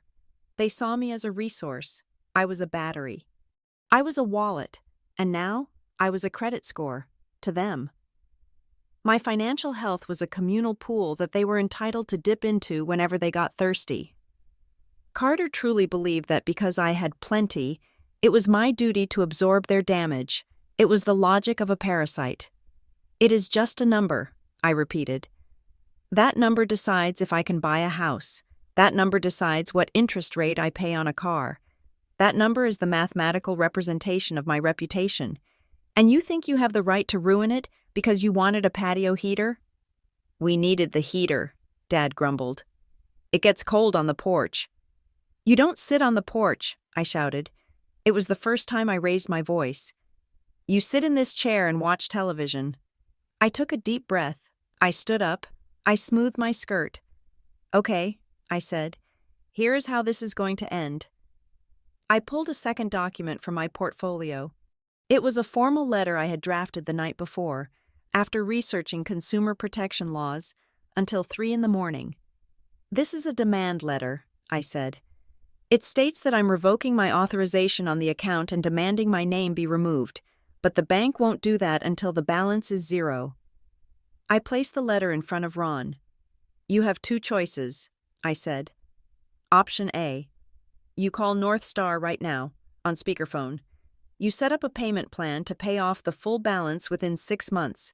You authorize them to close the account to new charges immediately. You acknowledge to them, on a recorded line, that I am no longer a responsible party. I can't pay that in 6 months, Dad said. I am on a fixed income. Then sell the snowblower, I said. Sell the patio heater. Sell the drill. I don't care. And option B, Carter asked, smirking slightly. You sue us. Option B, I said, looking directly at my father, is that I file a police report for identity theft and credit card fraud. I will report that I was coerced into signing a contract under false pretenses. I will dispute every single charge as unauthorized, and I will press charges. Ron's face went purple. You wouldn't dare. I am your father. You would put your own father in jail over money. I would put a thief in jail, I said. Don't make me decide which one you are. This is disrespectful, he shouted, slamming his hand on the table. I raised you, I fed you, and this is how you repay me by threatening me in my own house. This isn't about respect, Dad, I said. This is about math. Math doesn't care about your feelings. Math doesn't care that you raised me. Math says you owe $3,000, and you are trying to make me pay it. I will pay it when I can, he yelled. I am good for it. Your credit score is 520, I said. You are not good for it. I checked. He went silent. The shame of the number hit him harder than the accusation of fraud. 72 hours, I said. I looked at my watch. It is 11:15 on Tuesday. You have until 11:15 on Friday to provide me with proof that a payment plan is in place and my name is being removed. If I do not receive that proof, I walk into the police precinct at noon on Friday. Lila. Please, Mom begged. We can work this out. We can pay you a little each month. No, I said. No more side deals. No more paying me back later. I want it legal. I want it on paper. I want it done.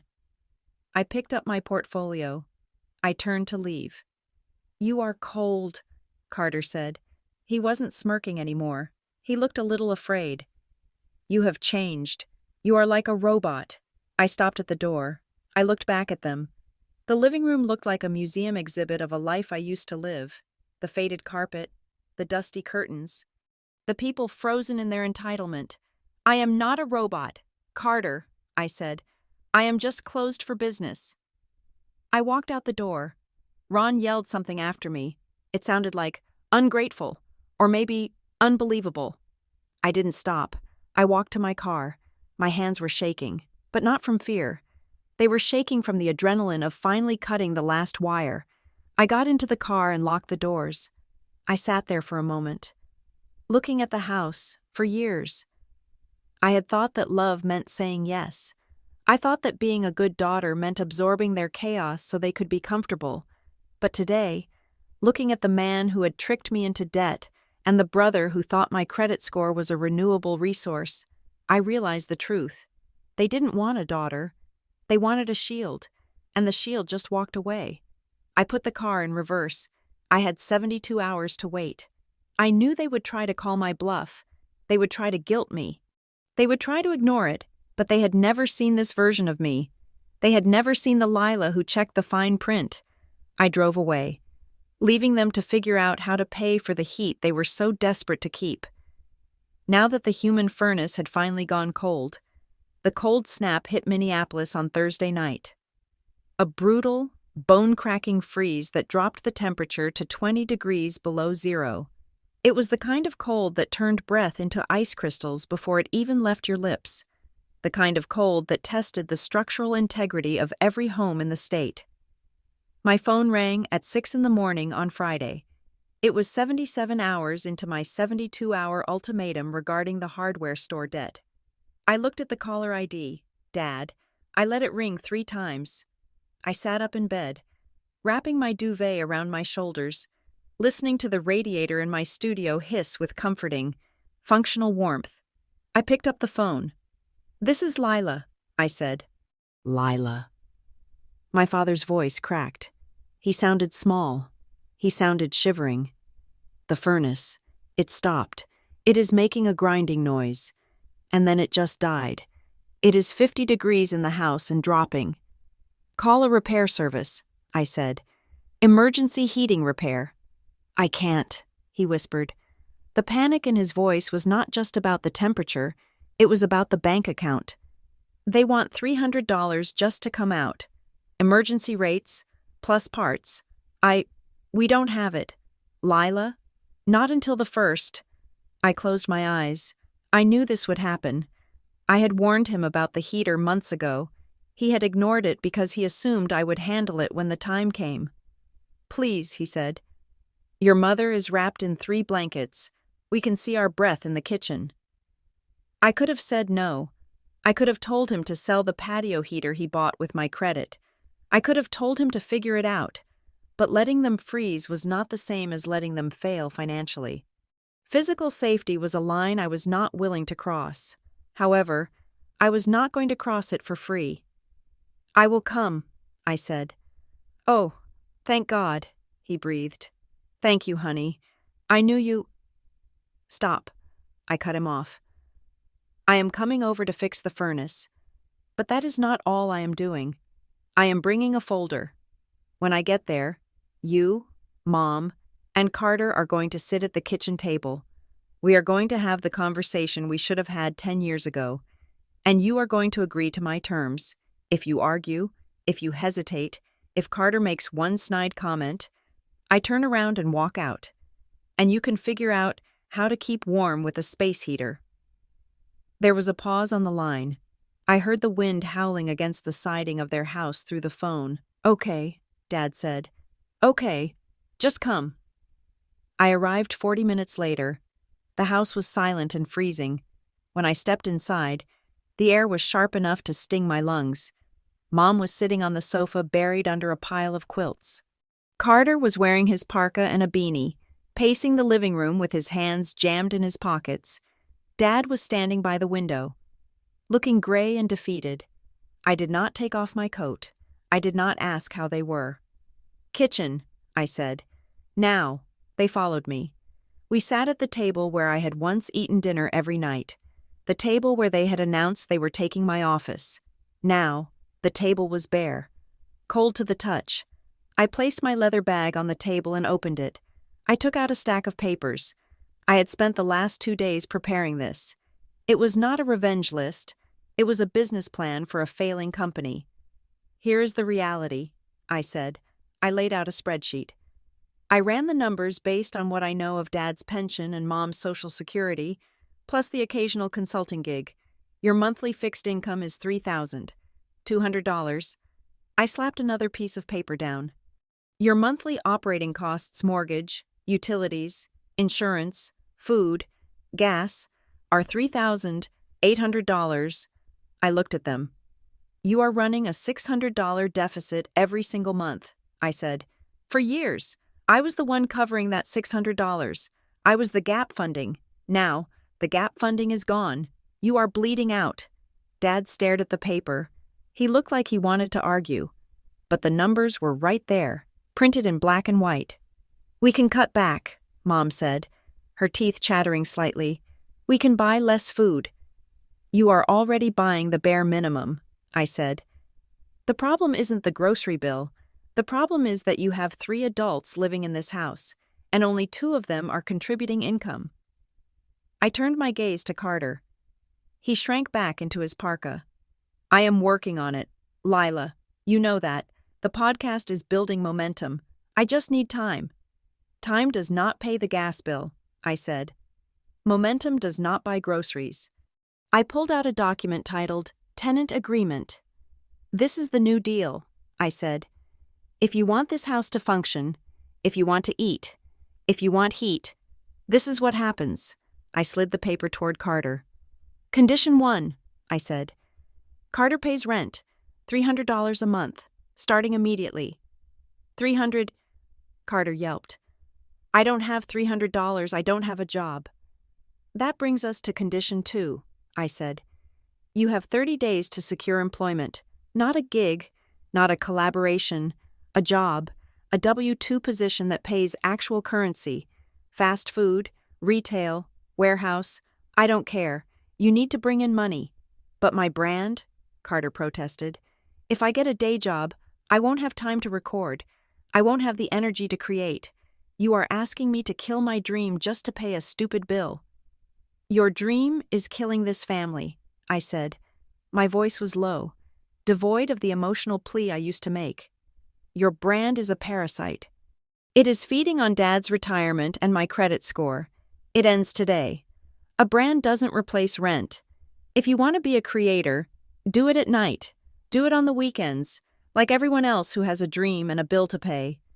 Dad, Carter turned to his father. Are you going to let her talk to me like this? She's acting like she owns the place. Ron looked at his son. Then he looked at the spreadsheet. He looked at the negative $600. For the first time in his life, Ron Nelson did not jump to defend his golden boy. He looked at the deficit, and he realized that without me, that deficit was going to eat him alive. She is right, Carter, Dad said. His voice was raspy. I can't afford it anymore. Carter's mouth dropped open. You are siding with her. I am siding with the math, I said. Because the math is the only thing that is real right now, I continued. Condition 3, household labor. Mom is 65. She has arthritis. She should not be scrubbing the bathtub while you sit in the basement talking into a microphone. You will take over 50% of the household maintenance, cleaning, yard work, repairs. I am not a maid, Carter sneered. No, I said. You are a tenant who is currently $80,000 in arrears for room and board over the last 6 years. Be grateful I'm not charging back rent. I don't have to listen to this. Carter stood up. I am leaving. Sit down, I said. I didn't shout. I simply projected the command with the authority of someone who held the keys to the kingdom. He hesitated. I have one more thing to show you, I said. And this is why you are going to sign that agreement. I reached into my bag and pulled out my phone. I unlocked it and opened the banking app. I had taken screenshots of the transaction details I had uncovered earlier in the week. I placed the phone in the center of the table, screen facing up. Twist, I said softly. The image on the screen was a detailed transaction log. Social Boost Pro, $49.99. Instagrow Gold, $99. Trendmaster Viral, $29.99. I did a little digging, I said. I traced the IP address associated with these purchases. It came from inside this house, specifically from a device named Carter's iPhone. Carter froze. The color drained from his face, leaving him pale against the dark collar of his coat. You stole my credit card information, I said. You used the card Mom borrowed to sign me up for recurring subscriptions to buy fake followers. You spent $500 of my money to pretend you were popular. I didn't, Carter stammered.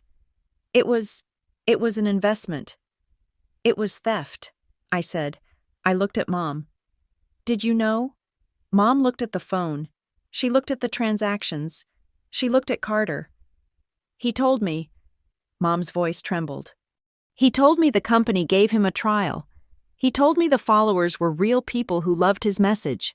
He lied, I said. He lied to you to get the card. He lied to me to get the money. And he lied to himself about his talent. Carter turned to Mom. Mom, don't listen to her. She's just trying to humiliate me. I was going to pay her back once the sponsorship hit. But Mom didn't look at him. She was staring at the table. For years, she had protected him. She had believed the myth of his potential because it was easier than facing the reality of his failure. But theft, stealing from his sister, that was a betrayal of the one thing she valued above all else, the image of a good family. She stayed silent. The silence in the kitchen was heavier than the cold. It was the sound of a pedestal crumbling. Sign the paper, I said to Carter. Or I file the police report for credit card fraud, along with the identity theft report for Dad. I will send you both to court in the same car. Carter looked at the paper. He looked at Dad, who was staring at the wall. He looked at Mom, who was staring at her hands. He picked up the pen. His hand was shaking. He signed his name. Good, I said. I took the paper and put it back in my bag. I stood up. Where are you going? Dad asked, panic flaring again. The heater. I am going to fix it, I said. I brought my tools. I walked down to the basement. The air down there was frigid, hovering around 40 degrees. I went to the furnace unit. I took off the front panel. It was exactly what I suspected. The thermocouple was shot. It was a $20 part. I pulled the spare thermocouple I had bought at the hardware store on my way over out of my pocket. I got to work. My fingers were numb, but I moved with precision. I unscrewed the copper line. I replaced the sensor. I cleaned the pilot assembly. It took me 45 minutes. I turned the gas valve back on. I struck the lighter. Whoosh! The blue flame of the pilot light flared to life. Stable, strong. I turned the thermostat up. The main burners ignited with a satisfying roar. Heat began to flood the plenum, ready to be pushed up into the ducts. I wiped my hands on a rag. I put the panel back on. I walked back upstairs. The kitchen was already feeling slightly warmer, or maybe it was just the relief in the room. "It is fixed," I said. "Give it an hour to get back to 70. Dad let out a long, shuddering breath. "Thank you, Lila. Thank you." He reached out as if to hug me, but I stepped back. "I am not done," I said. I looked at Ron. "That was the technical fix. That was the easy part. Now comes the hard part." I pointed to the spreadsheet on the table. "You have a budget now. You have a tenant who pays rent. You have a debt to North Star that you're going to start paying off with the money you save by not buying steaks and premium cable packages." I put on my gloves. "I am not coming back to fix the next thing," I said. "If the sink clogs, watch a video. If the car breaks, take the bus. If you run out of money, eat pasta." I looked at Carter. He was sitting at the table, staring at the tenant agreement as if it were a death warrant. "And you?" I said. "The first $300 is due on the 1st. If you are late, I suggest you start looking for a cardboard box that is insulated, because I will enforce that contract." "You are really going to leave us like this?" Mom asked. "So cold." "I fixed the heat, Mom," I said. "The house is warm. I am just not setting myself on fire to keep it that way anymore." I walked to the door. "Wait," Dad said. I stopped, my hand on the knob. He started, then stopped. He looked at the woman in the gray suit standing in his hallway. He realized he didn't know me. He knew the girl who fixed things. He didn't know the woman who negotiated terms. "I am sorry about the credit card." "Fix it," I said. "That is the only apology I accept." I opened the door and stepped out into the biting wind. It was still 20 below zero. But for the first time in my life, the cold didn't bother me. I felt insulated by boundaries. I felt warm with the fire of my own self-respect. I walked to my car, leaving them to the warmth I had provided, and the reality check they had finally received, the week after the furnace incident. The backlash I had anticipated finally arrived. It did not come from my parents, who were too busy trying to navigate the new austerity measures I had imposed. It came from the extended family. Carter, finding his ego bruised and his credit card access cut off, decided to launch a public relations campaign. He called our Aunt Kathy, my mother's sister, who lived in Florida and had a penchant for offering unsolicited advice on family loyalty. He told her a curated version of the truth. He told her that I had abandoned them in the middle of winter. He told her I had cut off their heat, technically a lie, as I had fixed it. But nuance was never Carter's strong suit. He told her I was having a mental breakdown and was lashing out at the people who loved me. I knew this because my phone blew up on Tuesday afternoon during a conference call. A text message from Aunt Kathy appeared, Lila. "I am hearing very disturbing things. How could you leave your parents like that? Family is everything. You need to apologize and go home. You are being selfish." Then came a message from my cousin, "Heard you went nuclear on Carter." Not cool. In the past, I would have called Aunt Kathy. I would have cried. I would have spent an hour explaining the nuances of the hardware store debt and the emotional labor I had performed for a decade. I would have begged them to understand my side. But the Lila who begged for understanding had moved out. The Lila who remained dealt in data. I opened the family group chat, a digital space usually reserved for holiday greetings and pictures of casseroles. It included my parents, Carter, Aunt Kathy, 2 uncles, and 3 cousins. I did not type a defense. I did not write a paragraph about my feelings. I attached a single image file. It was a simplified version of the spreadsheet I had presented at the kitchen table. The Nelson family deficit contributions. Last 12 months, Lila's contribution, $14,000. $200. Carter's contribution, $0. Ron mom's debt to Lila. Hardware store. $3,000. $200. Carter's theft, unauthorized credit card use. $500. I added a single line of text below the image. Anyone who would like to take over my monthly contribution of $600 to cover the household deficit, please Venmo Dad directly. Otherwise, I consider the matter settled. I hit send. I watched the read receipts populate. Kathy read it. My cousins read it. Carter read it. I waited for the explosion. I waited for the accusations that I was airing dirty laundry, but nothing came. The chat remained silent. 1 hour passed, then 2. Finally, a single message came through from my Uncle Bob, a man of few words. "That is a lot of money." That was it. Aunt Kathy did not reply. My cousins went silent. The smear campaign died instantly because it had collided with the hard, immovable wall of financial reality. It is easy to judge a daughter for leaving. It is much harder to judge a creditor for stopping payment. Carter had tried to fight a war of sentiment, and I had nuked him with a balance sheet. The silence from the relatives seemed to signal a shift within the house itself. The external validation Carter sought was gone, and he was left alone with the internal reality I had enforced. I heard about the changes through short, clipped updates from my father. Carter got a job, Dad told me over the phone on Thursday. He sounded tired, but there was a note of grim satisfaction in his voice. "Where?" I asked. "The distribution center out by the airport, the night shift, loading trucks." I knew that job. It was brutal. It involved lifting 50-pound boxes for 8 hours straight on concrete floors. It was the antithesis of the creative lifestyle Carter had been curating. "He starts tonight," Dad said.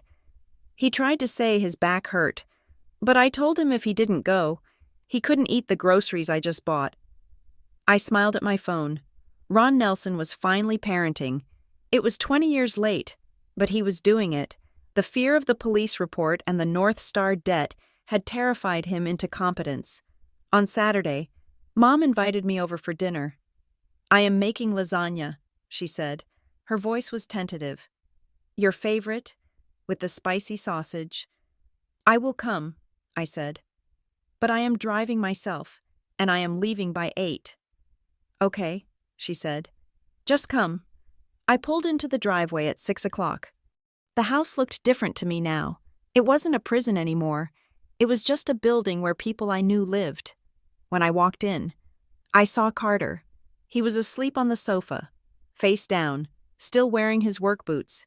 He looked exhausted. His content creator haircut was messy, and there was a layer of warehouse dust on his jeans. He woke up when the door closed. He sat up, blinking groggily. He looked at me. Usually, this would be the moment he would ask for something. "Lila, get me a water. Lila, my muscles ache. Do you have any ibuprofen?" He opened his mouth, then closed it. He looked at my face, calm, detached, unyielding, and he remembered the contract. "Hey," he grunted. "Hey," I said. "How is the job?" "It sucks," he said. "My feet are killing me. The supervisor's a jerk." "Welcome to the workforce," I said. "It gets easier after the first 1,000 hours." I walked into the kitchen. Mom was pulling the lasagna out of the oven. "Here, let me help," I said out of habit, reaching for the salad bowl. "No," Mom said. She stopped me, her hand hovering over mine. "You are a guest. Sit down." "Carter," she yelled into the living room. "Carter, come set the table. Lila is here." Carter groaned, a sound of pure teenage regression. But he stood up. He dragged himself into the kitchen. He opened the drawer and took out the silverware. He placed a fork and knife in front of me. I sat there, hands in my lap, watching my brother serve me. It felt surreal. It felt like the world had tilted on its axis. Dinner was quiet. We talked about the weather. We talked about the news. We did not talk about the desk. We did not talk about the followers. When we finished, I stood up to clear my plate. "Leave it," Dad said. "Carter has dish duty tonight." Carter looked at the pile of dirty plates with genuine despair. "I have a shift in 2 hours," he whined. "Then you better scrub fast," Dad said. He pulled an envelope from his shirt pocket and slid it across the table to me. "First installment," Dad said, "for the hardware store card. It is only $100, but I set up a payment plan with North Star for the rest. They agreed not to report it to the credit bureaus as long as we stay current." I opened the envelope. It was a personal check, written in Dad's shaky handwriting. $100. It was a drop in the bucket compared to the $3,000 he owed. But it wasn't about the amount. It was about the direction of the flow. For the first time in my life, money was flowing from him to me. "Thank you," I said. "I will apply it to the balance." I stayed for another hour, drinking tea while Carter banged pots and pans in the sink. The dynamic had shifted. I was no longer a utility to be used. I was a visitor to be courted. They were careful with me. They asked about my job. They asked about my apartment. They treated me with the polite caution one reserves for a stranger who holds a high rank. At 7:50, I stood up. "I have to go," I said. "I have a morning meeting." I walked to the door. Carter was drying his hands on a towel. He followed me to the entryway. "Lila," he said. I turned. "Yeah." He looked down at his boots. He looked stripped down. The arrogance was gone, sanded away by 3 nights of manual labor and the humiliating realization that his entire digital persona was a fraud I had exposed. "Check your phone," he muttered. I pulled my phone out of my pocket. A notification from a payment app was on the screen. "Carter Nelson sent you $510. There was a note attached to the payment. For the bots. I picked up extra shifts. I was wrong. Don't tell Dad." I looked up at him. He was blushing, a deep, agonizing red that crept up his neck. It was the first time I had ever seen him look truly ashamed. He wasn't sorry he got caught. He was sorry for what he was. He had spent his life believing he was special, and now he was sweating for $15 an hour to pay back a theft he had committed against the only person who had ever supported him. He didn't want Dad to know because Dad still looked at him with a sliver of hope. If Dad knew about the theft, the deliberate, calculated theft, that Hope would die. Carter was protecting the last scrap of his father's respect. I could have told Dad. I could have burned him to the ground. But the money was in my account. The lesson was being learned in the warehouse, not in the court of public opinion. "Okay," I said. "I won't tell him." Carter let out a breath. He leaned against the wall, looking smaller than I had ever seen him. "This sucks," he said quietly. "Living like this, counting every dollar." "Yeah," I said. "It does. That is why I left. Because I was tired of counting yours too." He looked at me then. Really looked at me. Not as his sister, the fixer, not as the bank, but as a woman who had walked out the door and built a life that didn't include him. "You are not coming back, are you?" he asked. "Even if we fix everything, you are not moving back in."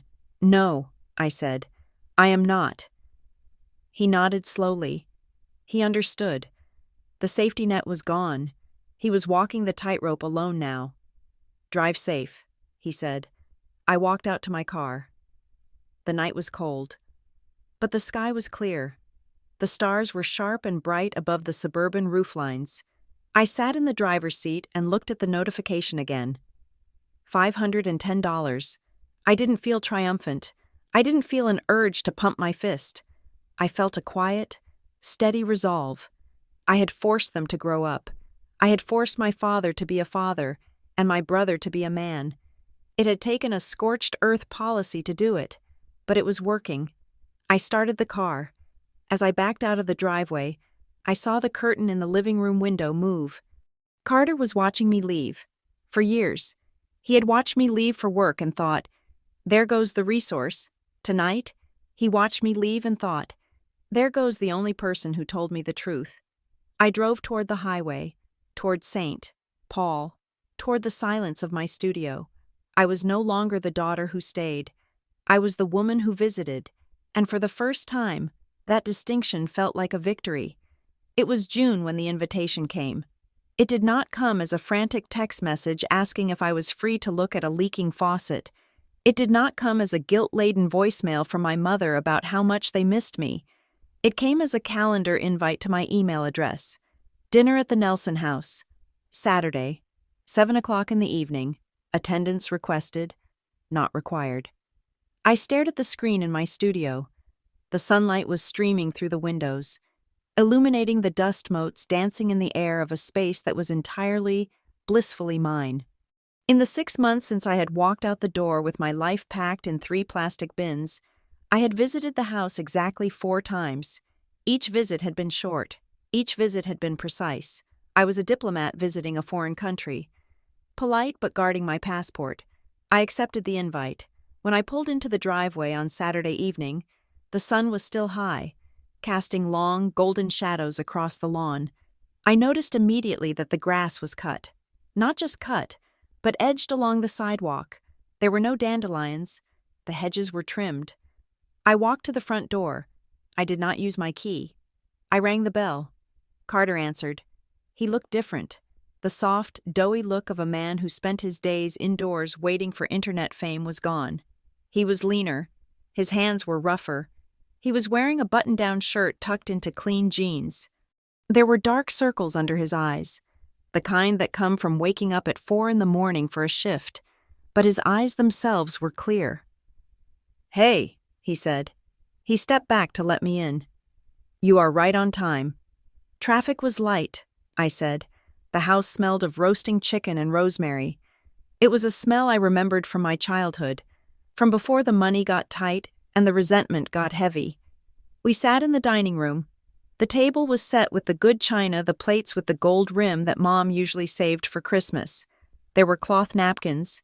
There was a bottle of red wine breathing on the sideboard. Dad sat at the head of the table. Mom sat to his right. Carter sat to his left. I took the seat opposite Dad. For the first 20 minutes. The conversation was polite. We talked about the humidity. We talked about the Twins' pitching lineup. We talked about my new yoga class. It was the kind of surface-level chatter that families use to pave over cracks. But tonight, the pavement felt solid. It didn't feel like a trap door was waiting to open. When the plates were cleared, Ron Nelson wiped his mouth with his napkin and placed it on the table. He cleared his throat. It was a sound I used to dread, the prelude to a request for money. I stiffened slightly. My hand instinctively moved toward my purse, where my checkbook was not. "Lila," Dad said. He reached into his jacket pocket. He pulled out a thick white envelope. He slid it across the tablecloth. It stopped right in front of my water glass. "Open it," he said. I picked it up. It was heavy. I opened the flap. Inside was a stack of cash. $100 bills, and behind the cash were several sheets of paper stapled together. "That is $1,200, Dad said. "It is the last installment on the North Star account. I paid the rest off last week." I looked at the papers. It was a letter from North Star Financial Services, to whom it may concern. The account ending in 894 has been paid in full and closed per the request of the primary account holder. Lila Nelson has been removed from all liability in association with this account. I read the sentence twice. Paid in full, closed. I looked up at him. "I sold the truck," he said quietly. I blinked. "You loved that truck." "I did," he said, "but I couldn't afford the gas. And I certainly couldn't afford the payments on the snowblower and the patio heater I bought with your name. So I sold the truck. I bought a used sedan. It runs fine, and it cleared the debt." He looked me in the eye. His gaze was steady, stripped of the bluster and entitlement that had defined him for so long. "I have been thinking a lot these last 6 months," he said, "about the office, About the desk, about the way I asked you to fix things. He took a sip of water. His hand trembled slightly, not from age, but from the difficulty of what he was saying. I got used to you, he said. I got used to you being the safety net. And somewhere along the line, I stopped asking if you wanted to catch us. I just assumed it was your job. I turned your kindness into my right. I was wrong. Lila, I was lazy, and I was selfish, and I was wrong. I sat there, stunned. I had expected them to pay me back eventually. I had enforced it, but I had never expected an admission of guilt. I had never expected Ron Nelson to admit he was lazy. I am sorry, he said. Not just for the money, but for making you feel like you only mattered when you were writing a check. I nodded slowly. I didn't say it is okay, because it wasn't okay, but it was over, and that was enough. Thank you, I said. I appreciate that. Dad turned to Carter. Go ahead. Carter shifted in his chair. He looked at his hands. Then he looked at me. I quit the podcast, he said. Oh, I asked. Yeah, he said. I mean, I haven't recorded in 5 months, but I deleted the channel yesterday. He took a deep breath. You were right about the followers. I knew they were bots. I bought them because it felt good to see the number go up. It felt like I was doing something. But I wasn't doing anything. I was hiding in the basement because I was scared I couldn't hack it in the real world. He gestured to his shirt. I got promoted at the warehouse, he said. Shift supervisor. It is not glamorous. My back hurts every day, but I pay my rent. I pay my share of the groceries, and I'm saving for a certification course in HVAC repair, a real course, at a real school. I paid the tuition deposit myself this morning. He looked at me with a vulnerability that broke my heart a little. Even after everything. I used you as a shield, he said. I let you be the bad guy so I could be the dreamer. That was a coward's move. I am sorry. Lila. I looked at my little brother. He wasn't a boy anymore. He was a man who smelled like soap and hard work. HV. I see, is a good trade, I said. You will be good at it, he smiled. A genuine, shy smile. Yeah, I think so. Then it was Mom's turn. She didn't have an envelope. She didn't have a job title. She just had tears in her eyes. I failed you, she said. Her voice was a whisper, but it cut through the room. Mom, you don't have to, I started. No, she stopped me. I do. I am the mother. It was my job to protect you. It was my job to make sure you were treated fairly. Instead, I let you become the parent. I let you carry the load because it was easier for me than fighting with your father or pushing Carter. I sacrificed you to keep the peace. She reached across the table and touched my hand. Her fingers were warm. I am so proud of you, she said. Not because you helped us, but because you were strong enough to stop helping us. You saved this family by leaving it. The room fell silent. The weight of the words hung in the air, shimmering and real. We ate dessert, a lemon cake Mom had made from scratch. It was tart and sweet. We ate in a comfortable silence, the kind that only comes after the hard things have been said. And then, the climax arrived. It happened as I was cutting my second slice of cake. From the kitchen, a loud, grinding noise erupted. Kerchunk! Thud. It was the dishwasher. It sounded like a gear had stripped and a spray arm had flown off. It was a violent, mechanical death rattle. The sound echoed through the dining room, and in that instant, purely out of muscle memory, purely out of a decade of conditioning, 3 heads turned toward me. Dad looked at me, Mom looked at me, Carter looked at me. Their eyes were wide. The unspoken question was written on their faces. What was that? What do we do? Fix it. Time seemed to slow down. In the old days, this would have been the moment I stood up. This would have been the moment I sighed, put down my fork, walked into the kitchen, pulled out the toolbox, and spent 2 hours on my knees in a puddle of dirty water while they finished their coffee. I sat there. I looked at the dishwasher. which was now humming ominously. I looked at my father. I picked up my fork. I cut a small piece of lemon cake. I lifted it to my mouth. I chewed slowly. I swallowed. I took a sip of wine. I did not move to get up. I did not offer a diagnosis. I did not ask if they had a warranty. I looked at Ron. "That sounds expensive," I said calmly. "Ba. You should handle that." I used the Vietnamese word for dad ba, a slip of intimacy. But the command was in English. "You handle that." The silence stretched for 5 seconds. Ron looked at me. He saw that I was not moving. He saw that the bank was closed. He saw that the mechanic had retired. He blinked. He looked at the kitchen door. Then, he turned his head to the left. "Carter," Ron said, "go turn the water valve off under the sink, then get the manual out of the drawer and see what the error code is. Tomorrow morning. You call the service line." Carter didn't argue. He didn't look at me to save him. He didn't complain about his back. "On it," Carter said. He stood up. He walked into the kitchen. I heard the cabinet door open. I heard the water shut off. I took another bite of cake. It was the best cake I'd ever tasted. 10 minutes later, I stood up to leave. "Thank you for dinner," I said. "It was delicious." "Do you have to rush?" Mom asked. "We could play cards." "I do," I said. "I have a busy week coming up." I didn't offer details. I didn't need them to validate my schedule. I walked to the door. Dad walked me out. "Drive safe," he said. He didn't ask when I was coming back. He respected that my time was my own. "I will," I said. I walked down the driveway to my car. The evening air was cool and sweet. As I sat in the driver's seat, my phone buzzed in my purse. I pulled it out. It was an email notification. From HR. Holleridge Digital Subject Promotion Contract Renewal. I opened it. "Dear Lila, we are pleased to offer you the position of Senior Project Lead.